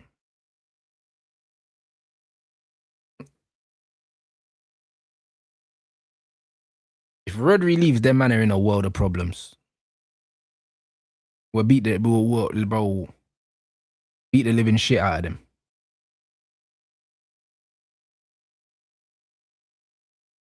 Bro, it should have been 5-0. Should have been last time. Yeah, Aaron, man spoke about Diomande already, bro. I can't lie, it's looking mad, bro. Now they're saying he might be 28 as well, fam. You know what I'm saying? Saying he might be 28 as well. But even with Rodri, they could get slept here. But I'm saying, if they lose Rodri as well, I can't lie. It might be a massacre.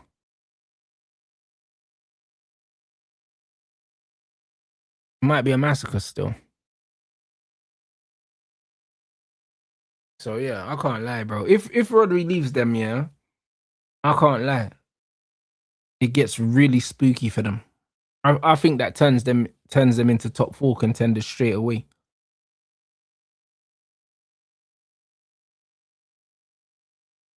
Rotted. Yeah, that's what I'm saying, bro. That's what I'm saying, Aaron. The rumors about the man are saying that man had 5 agents and 5 birth certificates and that. That's what man are saying about Diomande. It's looking spooky, broski.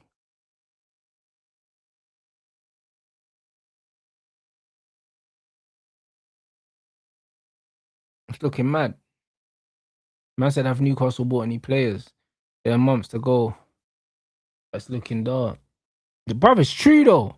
I just realized because what they sold Gordon. Who did they replace Gordon with? Have they bought a winger yet, guys?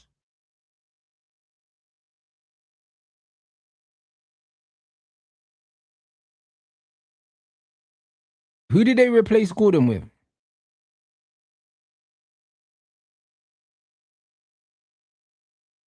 Man said a Hoffenheim winger. Yeah, boy, they might be done, you know.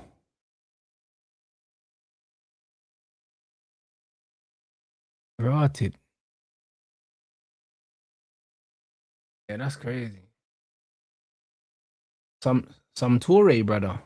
Okay. Okay. All right, cool. They're done out here then, bro. You know what I'm saying? They're done out here. I'll be real. I don't really know, man. But yeah, just listen, I can't lie. Put all in the bag, bro. You know what I'm saying? Just put Hall in the bag at this point, bro. You know what I'm saying? Because Newcastle are done. Man said Eddie Howe gearing up for the England job soon. Bro, that might not even be too much of a mad shout. It might not be, you know. I'll be real. Yeah, I see this PSG trying to sign Suzuki, you know. Rotted. Fair enough, bro. That'd be decent if they go and get him, you know. So what? They're fully giving up on that French goalkeeper. What's his name? The guy that they got rid of Donnarumma for, blood. Well, it turns out he's a scrub.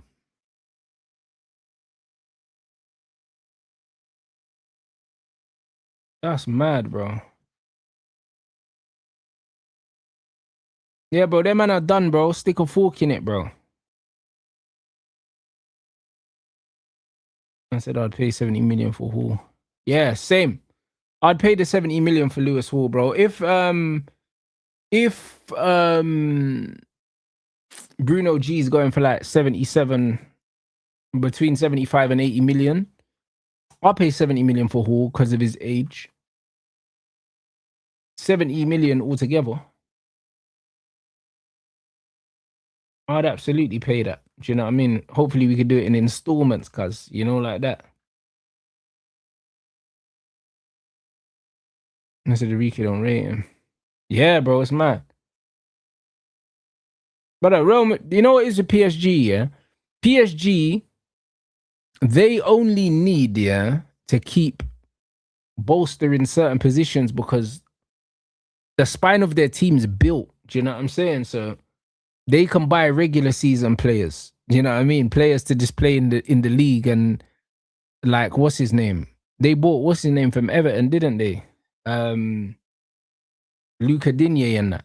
That man can do all them things there because they almost play a different team in the league to the Champions League, bro. So they can just bring in players they know that are good enough to get them over the line against, like, you know what I mean, domestically.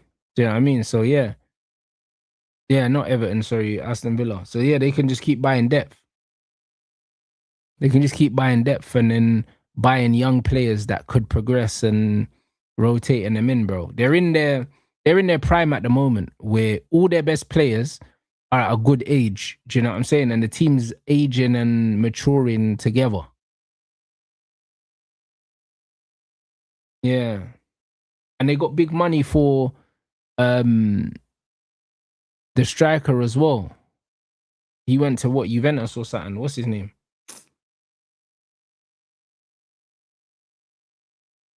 So yeah, man, they done well. The Portuguese youth. Yeah, Wheatley to Everton's a weird one, blood. I can't lie, but yeah, run me the bread. Yeah, Ramos. Oh, AC Milan, sorry. Gonzalo Ramos. They got good money for him. And Ethan Wheatley to Everton's looking crazy. I can't lie. Ethan Wheatley is, bro, I'll be real. I ain't seen nothing about Wheatley that impresses me. If we can get money for that youth, yo, it's crazy. I can't lie. That's a nice little bit of bread that I never knew we was gonna get. Do you know what I'm saying? Trust me, if man could get a little 10 mil, that would be lovely. You know what I mean? That would be lovely, mate. And that's at the average age of the team. Yes, bare young, bro. That's what I mean.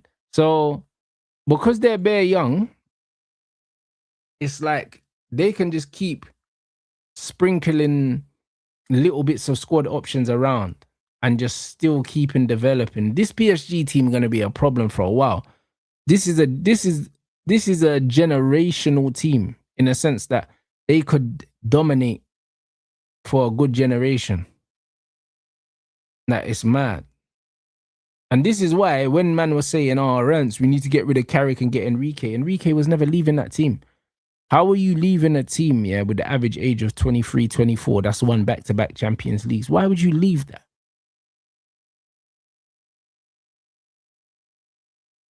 Why would you leave that?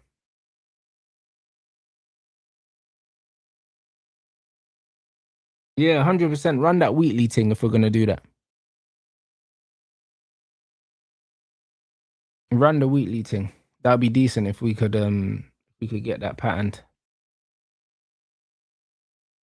So yeah, that wouldn't be bad at all. But yo, guys, hey, let's get these likes up, people. You know, rotted.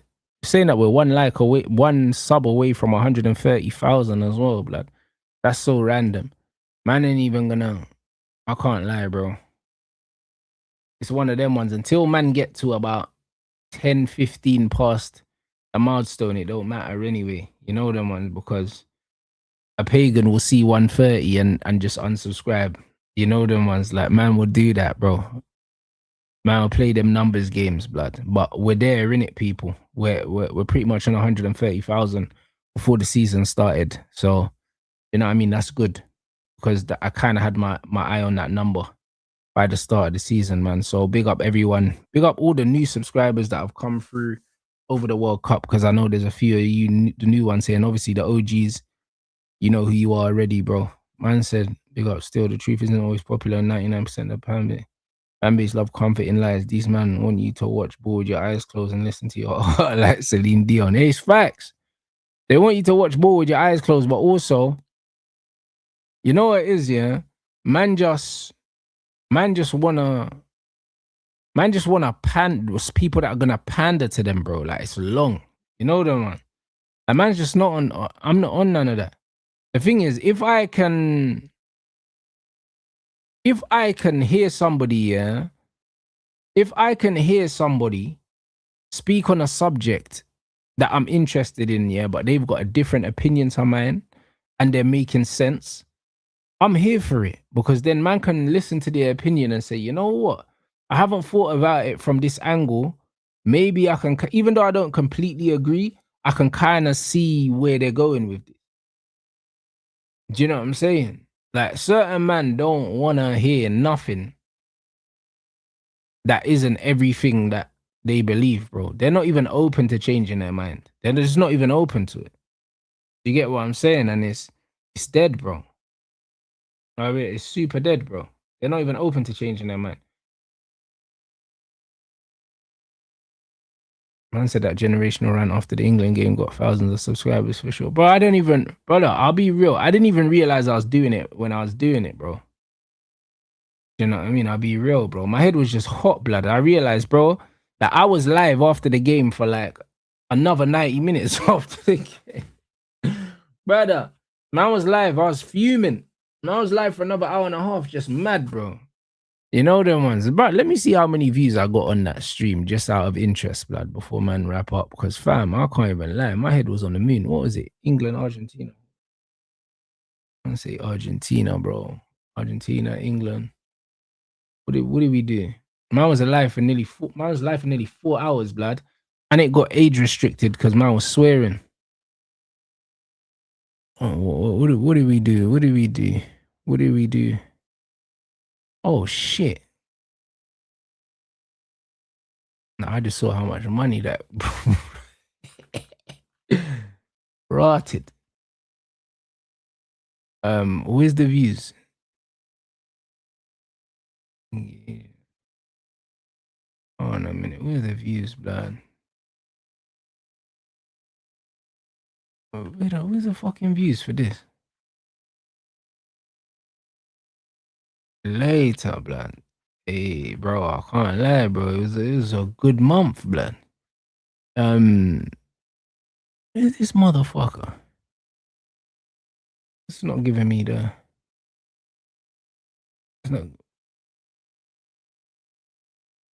What are we doing here, bro? Man are showing me all the numbers apart from the numbers that I want.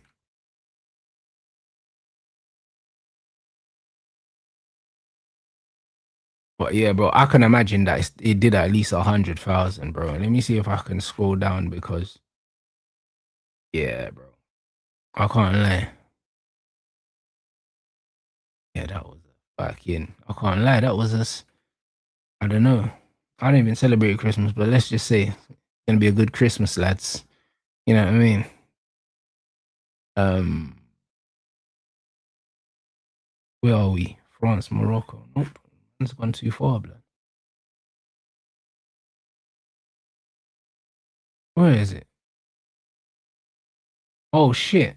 Yeah, we done what 104,000. Blood fire, bro. I can't lie, bro. Yeah, broski. I can't lie. The numbers are numbering, bruv. You know what I mean? Fucking hell, mate.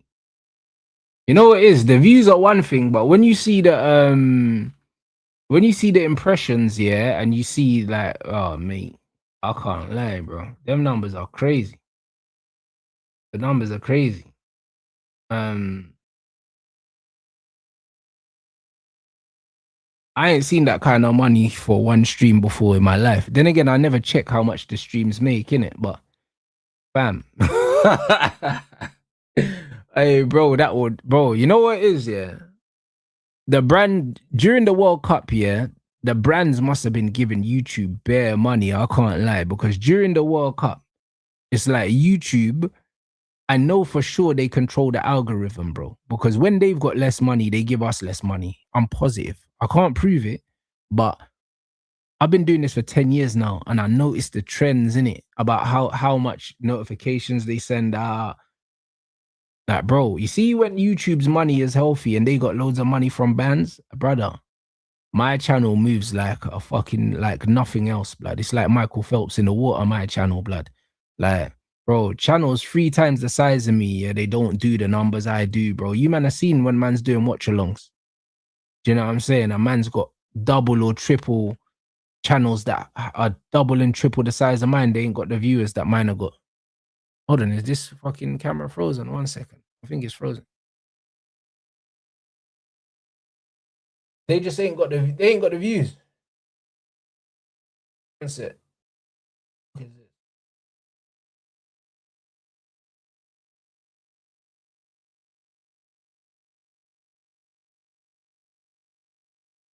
I don't know, why is this frozen? Can you still hear me? Can you man still hear me?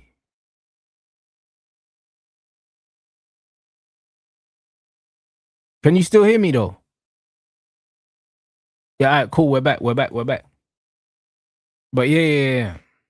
But yeah, like it's a mad thing, bro. Because it's like, yeah, man. When the algorithm's up, bro, I can't lie. My channel's mad aerodynamic, blood. I'd say it's different, bro.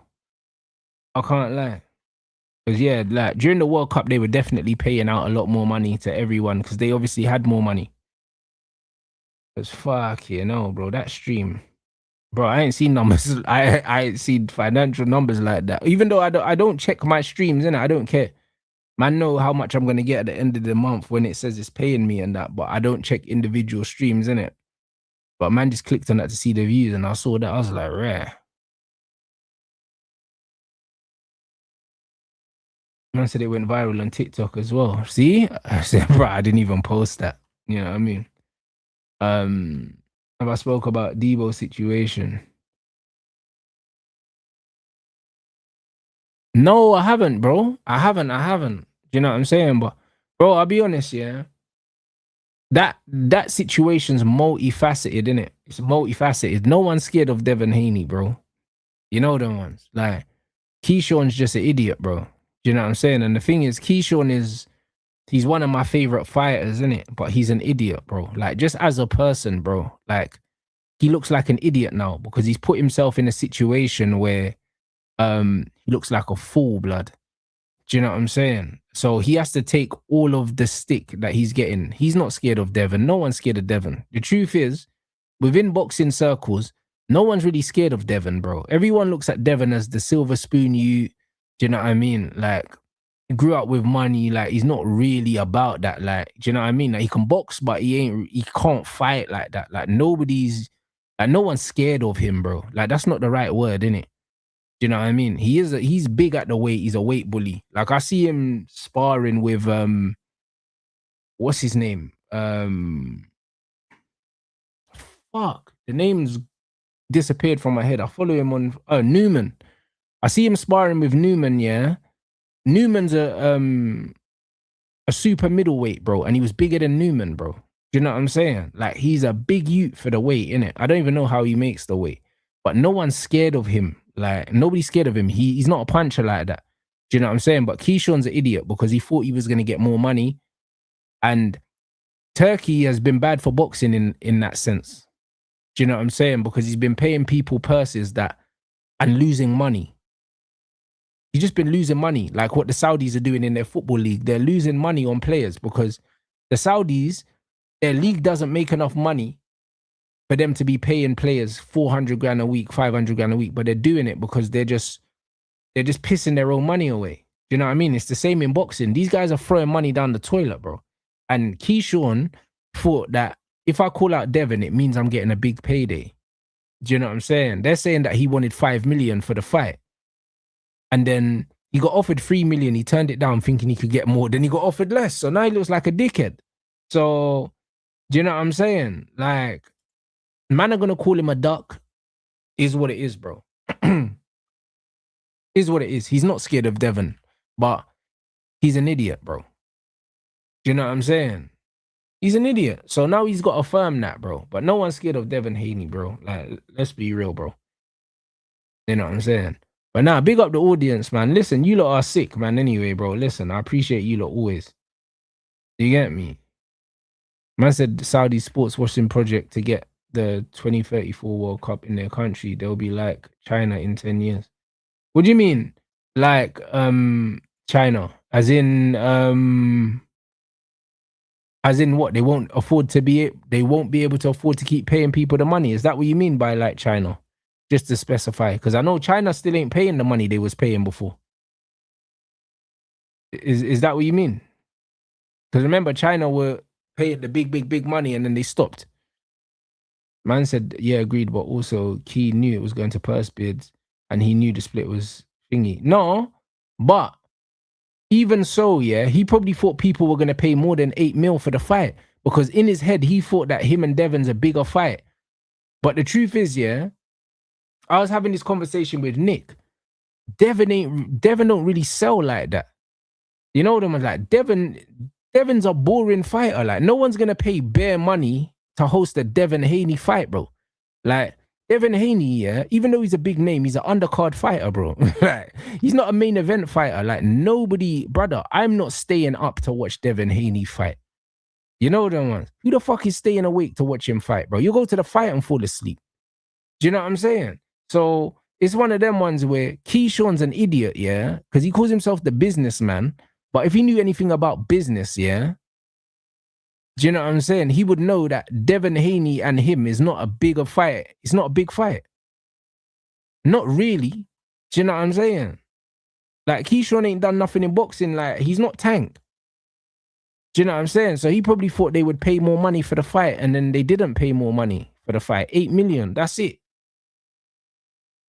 You get me? Man must have thought that Turkey was gonna fucking gonna cut through. Yeah, facts. Keyshawn's respected, but no one fears him, bro. Do you know what I'm saying? Like nobody fears him. They respect him as a boxer. They ain't scared of him. Like, bro, if you're not scared of someone, it's not a duck. It's not a duck. However, you've put yourself in a position now. People are going to say you ducked and you just have to firm it now because that's exactly how it looks. And with boxing's about optics most of the time. And one thing that Bill and Devin do well is they control the narrative very, very well. They make it look like they're walking people down when really they're cherry picking fights. They're smart, bro. Do you know what I'm saying? Bill is probably the best promoter in boxing, bro. Because he knows when to strike. He knows who to fight. He knows all these things, bro. Like he's been padding man's resume nicely with fights like Kambosos, who's a bum. Loma, who is too small, way too small. Do you know what I'm saying? Like he's been very smart at the names that he's picked at the times he's picked them. Bill's very smart. Bill's the same guy that told Crawford to fight Canelo. Bill's got a very good eye for boxing. When it comes to making matchmaking and styles and stuff, he's smart. Even though he's not a trainer himself, like he understands the game, innit? He understands. Answer for speaking on behalf of the nation that's seen England fail time and time again. Bro, I was annoyed, bro. But you know what's mad, yeah? You see with England, it's not even like, yeah, I'm super emotionally invested in the England national team. But you know what it is? It's the frustration, yeah, of seeing all of these things, yeah, And then on top of it, you see all the hype that these mediocre players get, bro. Like, I'm angry, but man's vindicated at the same time. You know them ones. So there's just a bro. It's a mixture of emotions because I'm angry, but then I'm vindicated at the same time, and it's just you get me? It's loads of different emotions together because I'm like, yeah, I knew these man were shit. I knew they were gonna let me down, but bro, how many fucking times kind of thing? You get me? It's just all them emotions just boiled into one, and then it's just frustration. You get me? Like, but I wasn't surprised they lost though. That's what I mean. I was upset, I was annoyed, but I wasn't surprised because I had a feeling that they were gonna fuck it. Like, I'm sure I said during the watch along, yeah, as soon as they conceded the goal, I said they've lost. It's over. Straight away. I knew it. I knew they couldn't hold on. And yeah, facts. Bro, listen, he went to Australia because he knew it was an easy fight, bro. They're going on like him going to Australia was the same as Anthony Yard going to Russia to fight Kovalev. It's not the same, bro. Do you know what I'm saying? Kambosos is a bum, like. Everyone knows that. Hey, big up my bro. Thoughts on Ryan Garcia. Bro, I think Ryan Garcia's cool. You know what I'm saying? He's cool. You know what I'm saying? I think he washes Ben, though. I think he washes Ben. Hey, bro, Haney don't want Shakur, but I think that's going to be the fight, the next fight. I think it's going to be the next fight because that Zuffa bag is there, bro. So whatever money Haney wants, he'll get that money. And Shakur will beat him easy. And then, when Shakur beats him easily, yeah, then I don't want to hear no more talk. Then they'll say, oh, but now he needs to fight Tank and so on and so on. But Shakur beats him easy. Man said it's a loser mentality in the England squad. Bro, it's a loser mentality in the whole country, bro. In the whole country. It's not just in the squad, bro. Like, the culture in this country, they don't rate skills. They rate perceived output, bro. They you know what I'm saying? Like, man was saying it, like, even with boxing, yeah, the British, they take a lot of pride in being shit, bro. Being gritty. You know them, man. They take a lot of pride in getting knocked down, getting cut, and getting back up, bro. You know what I mean? In America, they'll say you're a bum if you keep getting knocked down. You know what I mean? But in England, they're just like, oh yeah, he showed great heart. Do you know what I mean? He got cut. Do you know what I'm saying? All these things, and he kept fighting. In America, they'll just be like, you're not good enough. You're a bum. Like, they rate skills in America. In England, they rate heart and they rate grit more than skill, bro. Do you know what I'm saying? And that's what it is, bro. Yeah, Louis, bro. I think Garcia stops Ben whenever he wants. I'll be real. He stops Ben whenever he wants, brother. You know the ones there. Like, it's one of them things where the fight will last as long as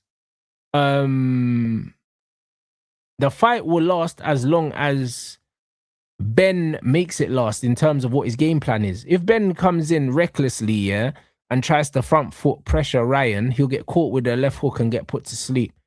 If he tries to stay on the outside and jab and stuff like that, Ryan's not going to walk him down immediately. Ryan might kind of go through the gears, isn't it?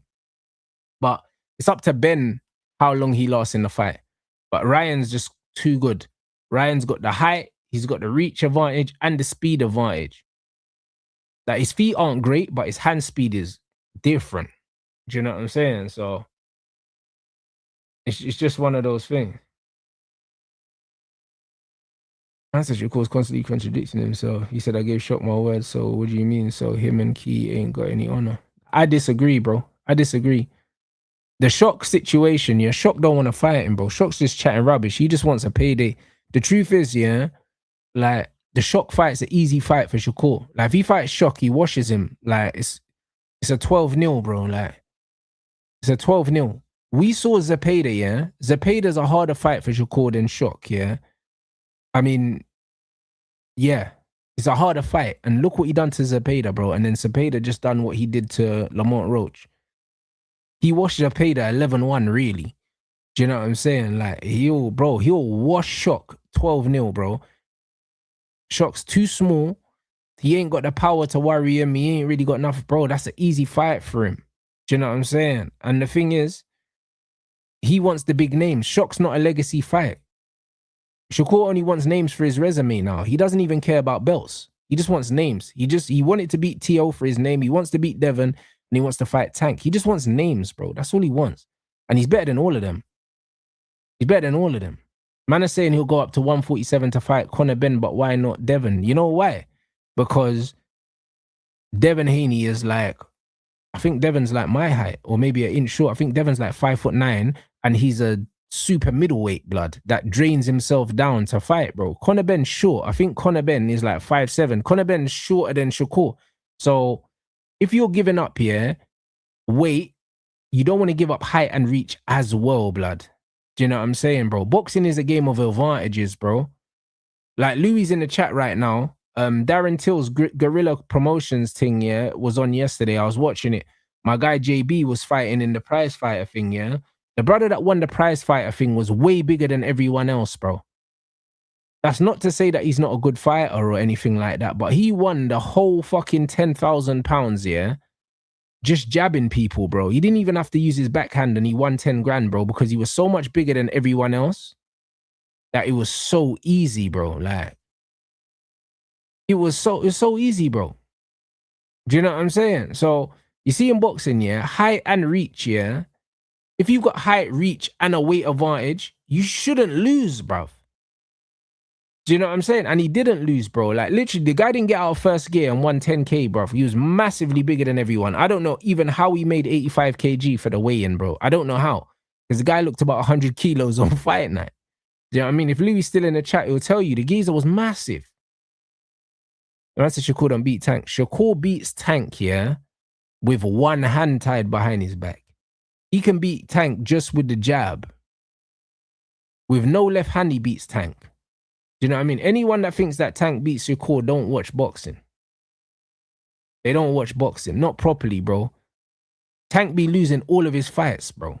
Tank was losing to fucking Barrios, blood. The bro that got pieced up by Ryan Garcia, bro. Barrios was beating up Tank. Do you know what I'm saying? So, like, don't get it twisted. Tank is a good fighter, yeah, but he's too small. He's too small for Devon. He's too small for Shakur. He's too small for Keyshawn. He's too small for all of them, bro. You don't bury nothing, bro. You don't watch boxing, man. You don't watch boxing, bro. You don't watch boxing. But yo, man saying we hit the 130. Big up everyone inside, man. Big up everyone inside. Hey, nah, waterweight's crazy, bro. Man said, bro, listen. Brother, Tank was all losing to Rolly and that, bro. Do you know what I'm saying? Like, man are stupid, bro. Do you know what I'm saying? Man was losing to Barrios, losing to Rolly. Do you think you could go into a fight, yeah? Shakur, yeah, who's statistically the least hit boxer in the history of boxing, yeah, and give him a 6-round head start and what? And just hope you're gonna knock him out? Are you fucking stupid, bro? Man don't watch boxing. Do you know what I'm saying? Man don't watch boxing. You know what I mean? But you think you can give Shakur 6 rounds and hope you're going to knock him out, bro, when man can't even hit him clean, bro? He ain't been hit clean in any of his fights, but Tank's going to be the one to knock him out. Do me a favor, man. You know what I mean? I can't lie, bro. Yeah, bro. And then listen, I love Tank Davis, yeah, but Tank's like fanboys, they're horrible, bro. Do you know what I'm saying? They're horrible. Do you know what I mean? They're horrible. But Shakur 12-0's Tank. 12-0.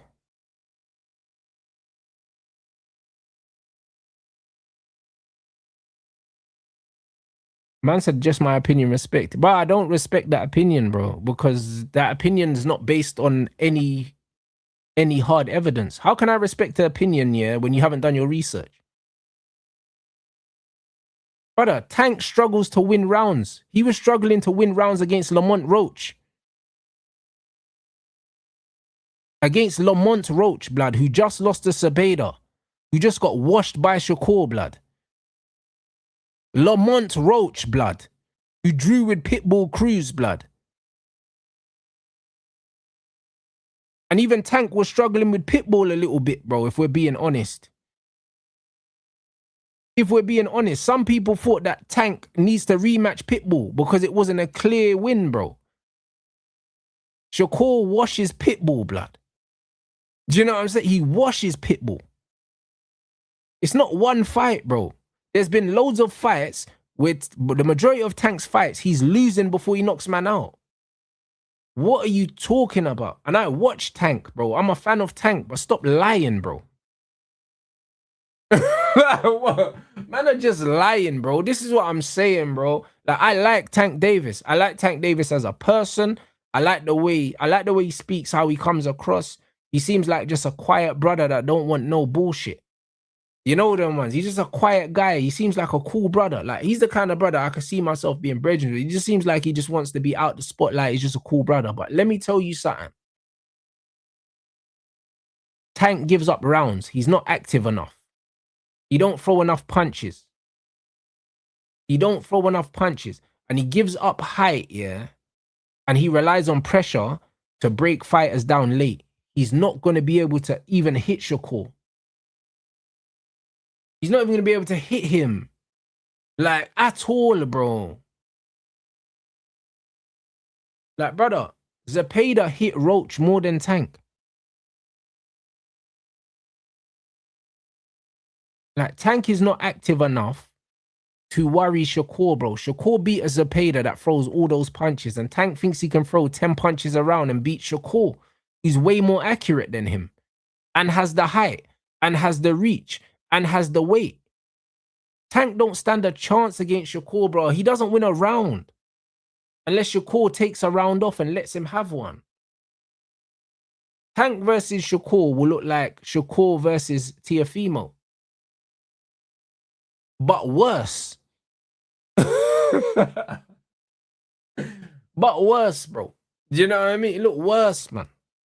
I'll be real. Like, honestly, it's not a good matchup. They're not the same size. And that's what will happen with Shock as well. Shock's too small. Shock should fight Tank or something like that, because they're the same size. Shock's small, bro. Shakur will jab his head off.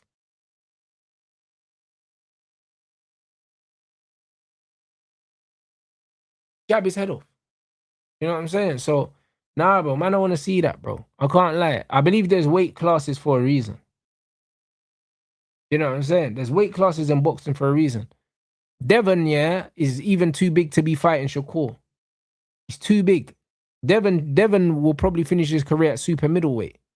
He's big, bro. Shakur ain't going past 147. He'll probably retire at 147. Like, they should not even be fighting each other. The size difference doesn't make sense. Doesn't make no sense. Is Tank still undefeated? He is still undefeated, technically, even though he lost to Lamont. He definitely lost that fight. I said you're on that loud pack rants. Bro, I don't smoke, bro. You know what I'm saying? Yeah, Lamont he got fist up yesterday. I watched the fight. But bro, that's making Shakur's performance against Zepeda age even better. Because he stood in the pocket and was punching in between and beat the brakes off him. Hey, Julian, he didn't duck Devin Haney, bro. Do you know what I'm saying? He just thought that Devin Haney was going to be a payday for him, yeah? And it wasn't. Do you know what I'm saying? He miscalculated, bro. He talked too much shit.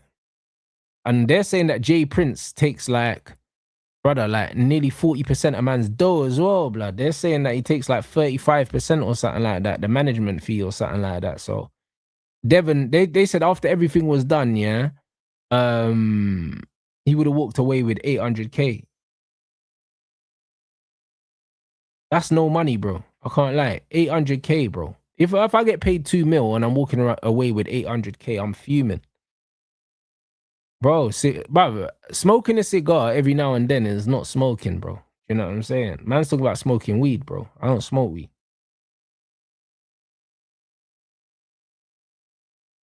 Like, Keyshawn, yeah, thought that he was worth more money than he was. He miscalculated. He calls himself the businessman, but I can't lie, bro. His business is not very good. You know what I'm saying? And he's paying for it. He's going to get clowned now. The only way Keyshawn can recover from this is by brutally knocking people out. That's the only way he can recover from this, because, bro, like, he's tarnished his reputation. And yeah, you don't inhale cigars, but people that don't smoke cigars don't know that. But listen, I'm like I said, I'm a fan of Keyshawn, yeah, but he fucked it. He fucked it, bro. Do you know what I'm saying? He fucked it. That's it. You don't go out doing this Debo thing. And the funny thing is, yeah, Devin Haney and them, man, didn't even want to fight Keyshawn. That's the funny thing about it. They didn't even want to fight Keyshawn. But the thing is, yeah, as soon as they realize the fight's not going to happen, they can turn it up and make it look like they were bullying Keyshawn. But the truth is, as soon as they announced the mandatory to fight Keyshawn, they started calling out fucking Shakur because they didn't want to fight Keyshawn. Keyshawn's a dangerous fight. Do you know what I'm saying? Keyshawn is in that who the fuck needs him category because he don't generate loads of money and he's a dangerous fighter. So them man didn't really want that fight. Do you know what I'm saying? But now, them man get to get out scot-free and Keyshawn looks like the idiot. He's the fool guy. So now, Haney really looks like Debo. You get me? So, like, I can't lie. Haney hasn't even fought, yeah? And he looks better. Do you know what I'm saying? So, I can't lie. Haney's the only one that comes out well from this.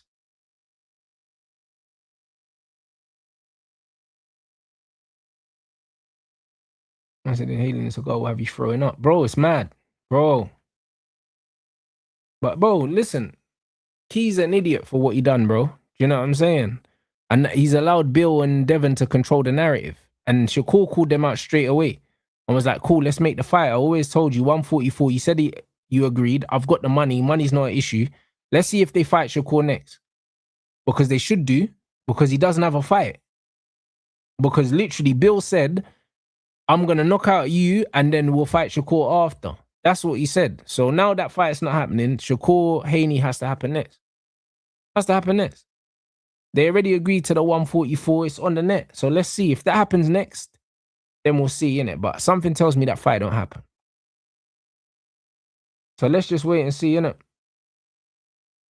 Let's wait and see, people. No, but no, hey, listen.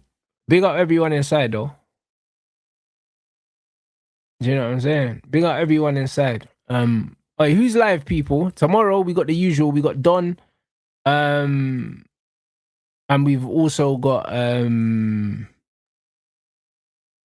we got Cass. Man said he wanted to drop the belt. Keyshawn because he knew to. That's not true, bruv. That's not true, bro. He literally said, yeah, fight Keyshawn or drop the belt and fight me. Because Keyshawn wants the belt, blood. That's what he said. Because obviously, with your mandatory, if you don't fight the mandatory, man have to drop the belt or fight the mandatory. I think there's a case where in that situation, you can offer someone step aside money or something like that. But man was never going to take that. So man just said, yo, drop the belt so Key can fight for the belt and we can fight. But basically, don't hold the belt hostage, which I agree with. I believe in boxing, yeah. If you're champion for a year and you're not injured and you don't defend your title, you should be stripped. I think every champion should fight at least once a year. If you don't fight, you should be stripped.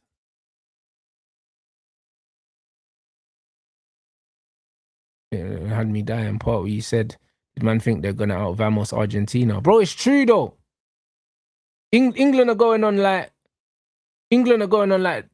bro, like they invented like passion and that, bro. It's like, bro, man thought they was going to out Vamos Argentina, some idiot thing. Some idiot thing, bro. Nothing but facts. Big up for the super chat. Bro, man said that's why UFC. Bro, I remember Conor, at one point, Conor held belts in more than one division. Like, man shouldn't be able to just be holding on to belts and not defending them, bro. Like, man shouldn't be allowed to do that. I don't think that should be a thing in combat sports.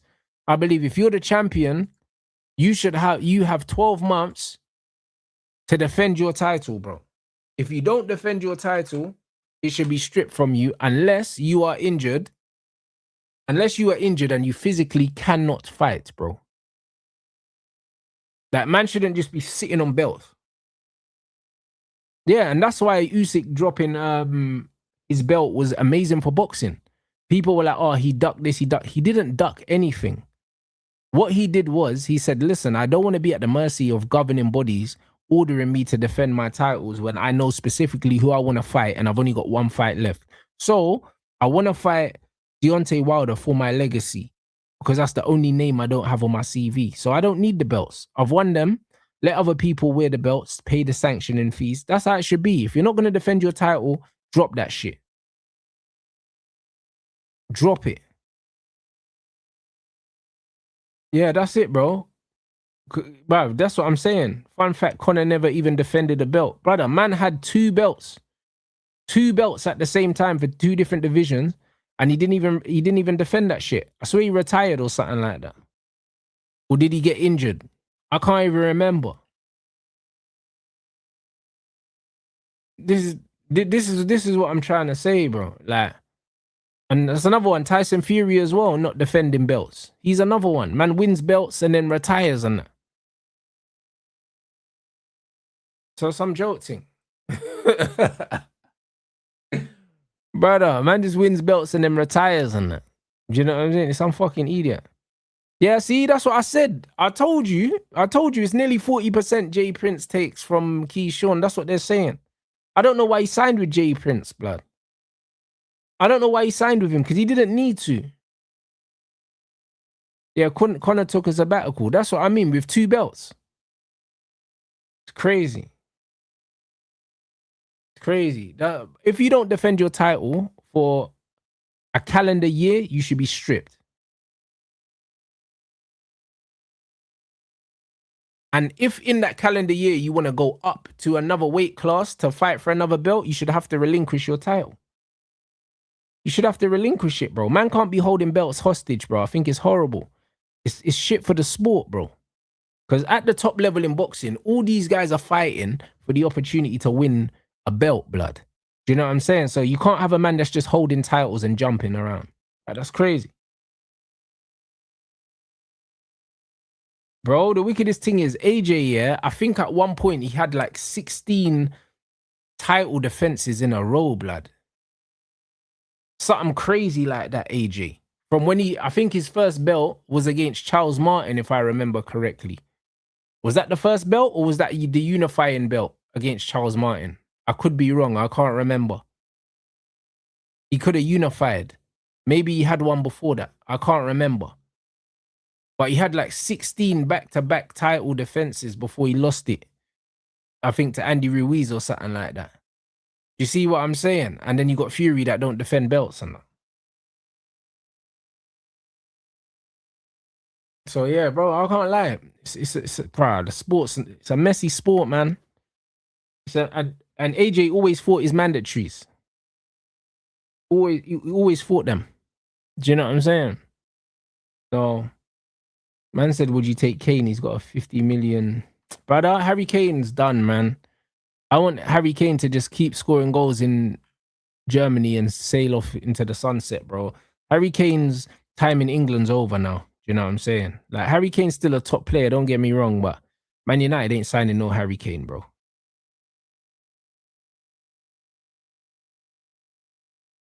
Yeah, facts, bro. Nothing but facts. What's happening with me and Misfits? Bro, I'm just staying in the gym. Staying in the gym.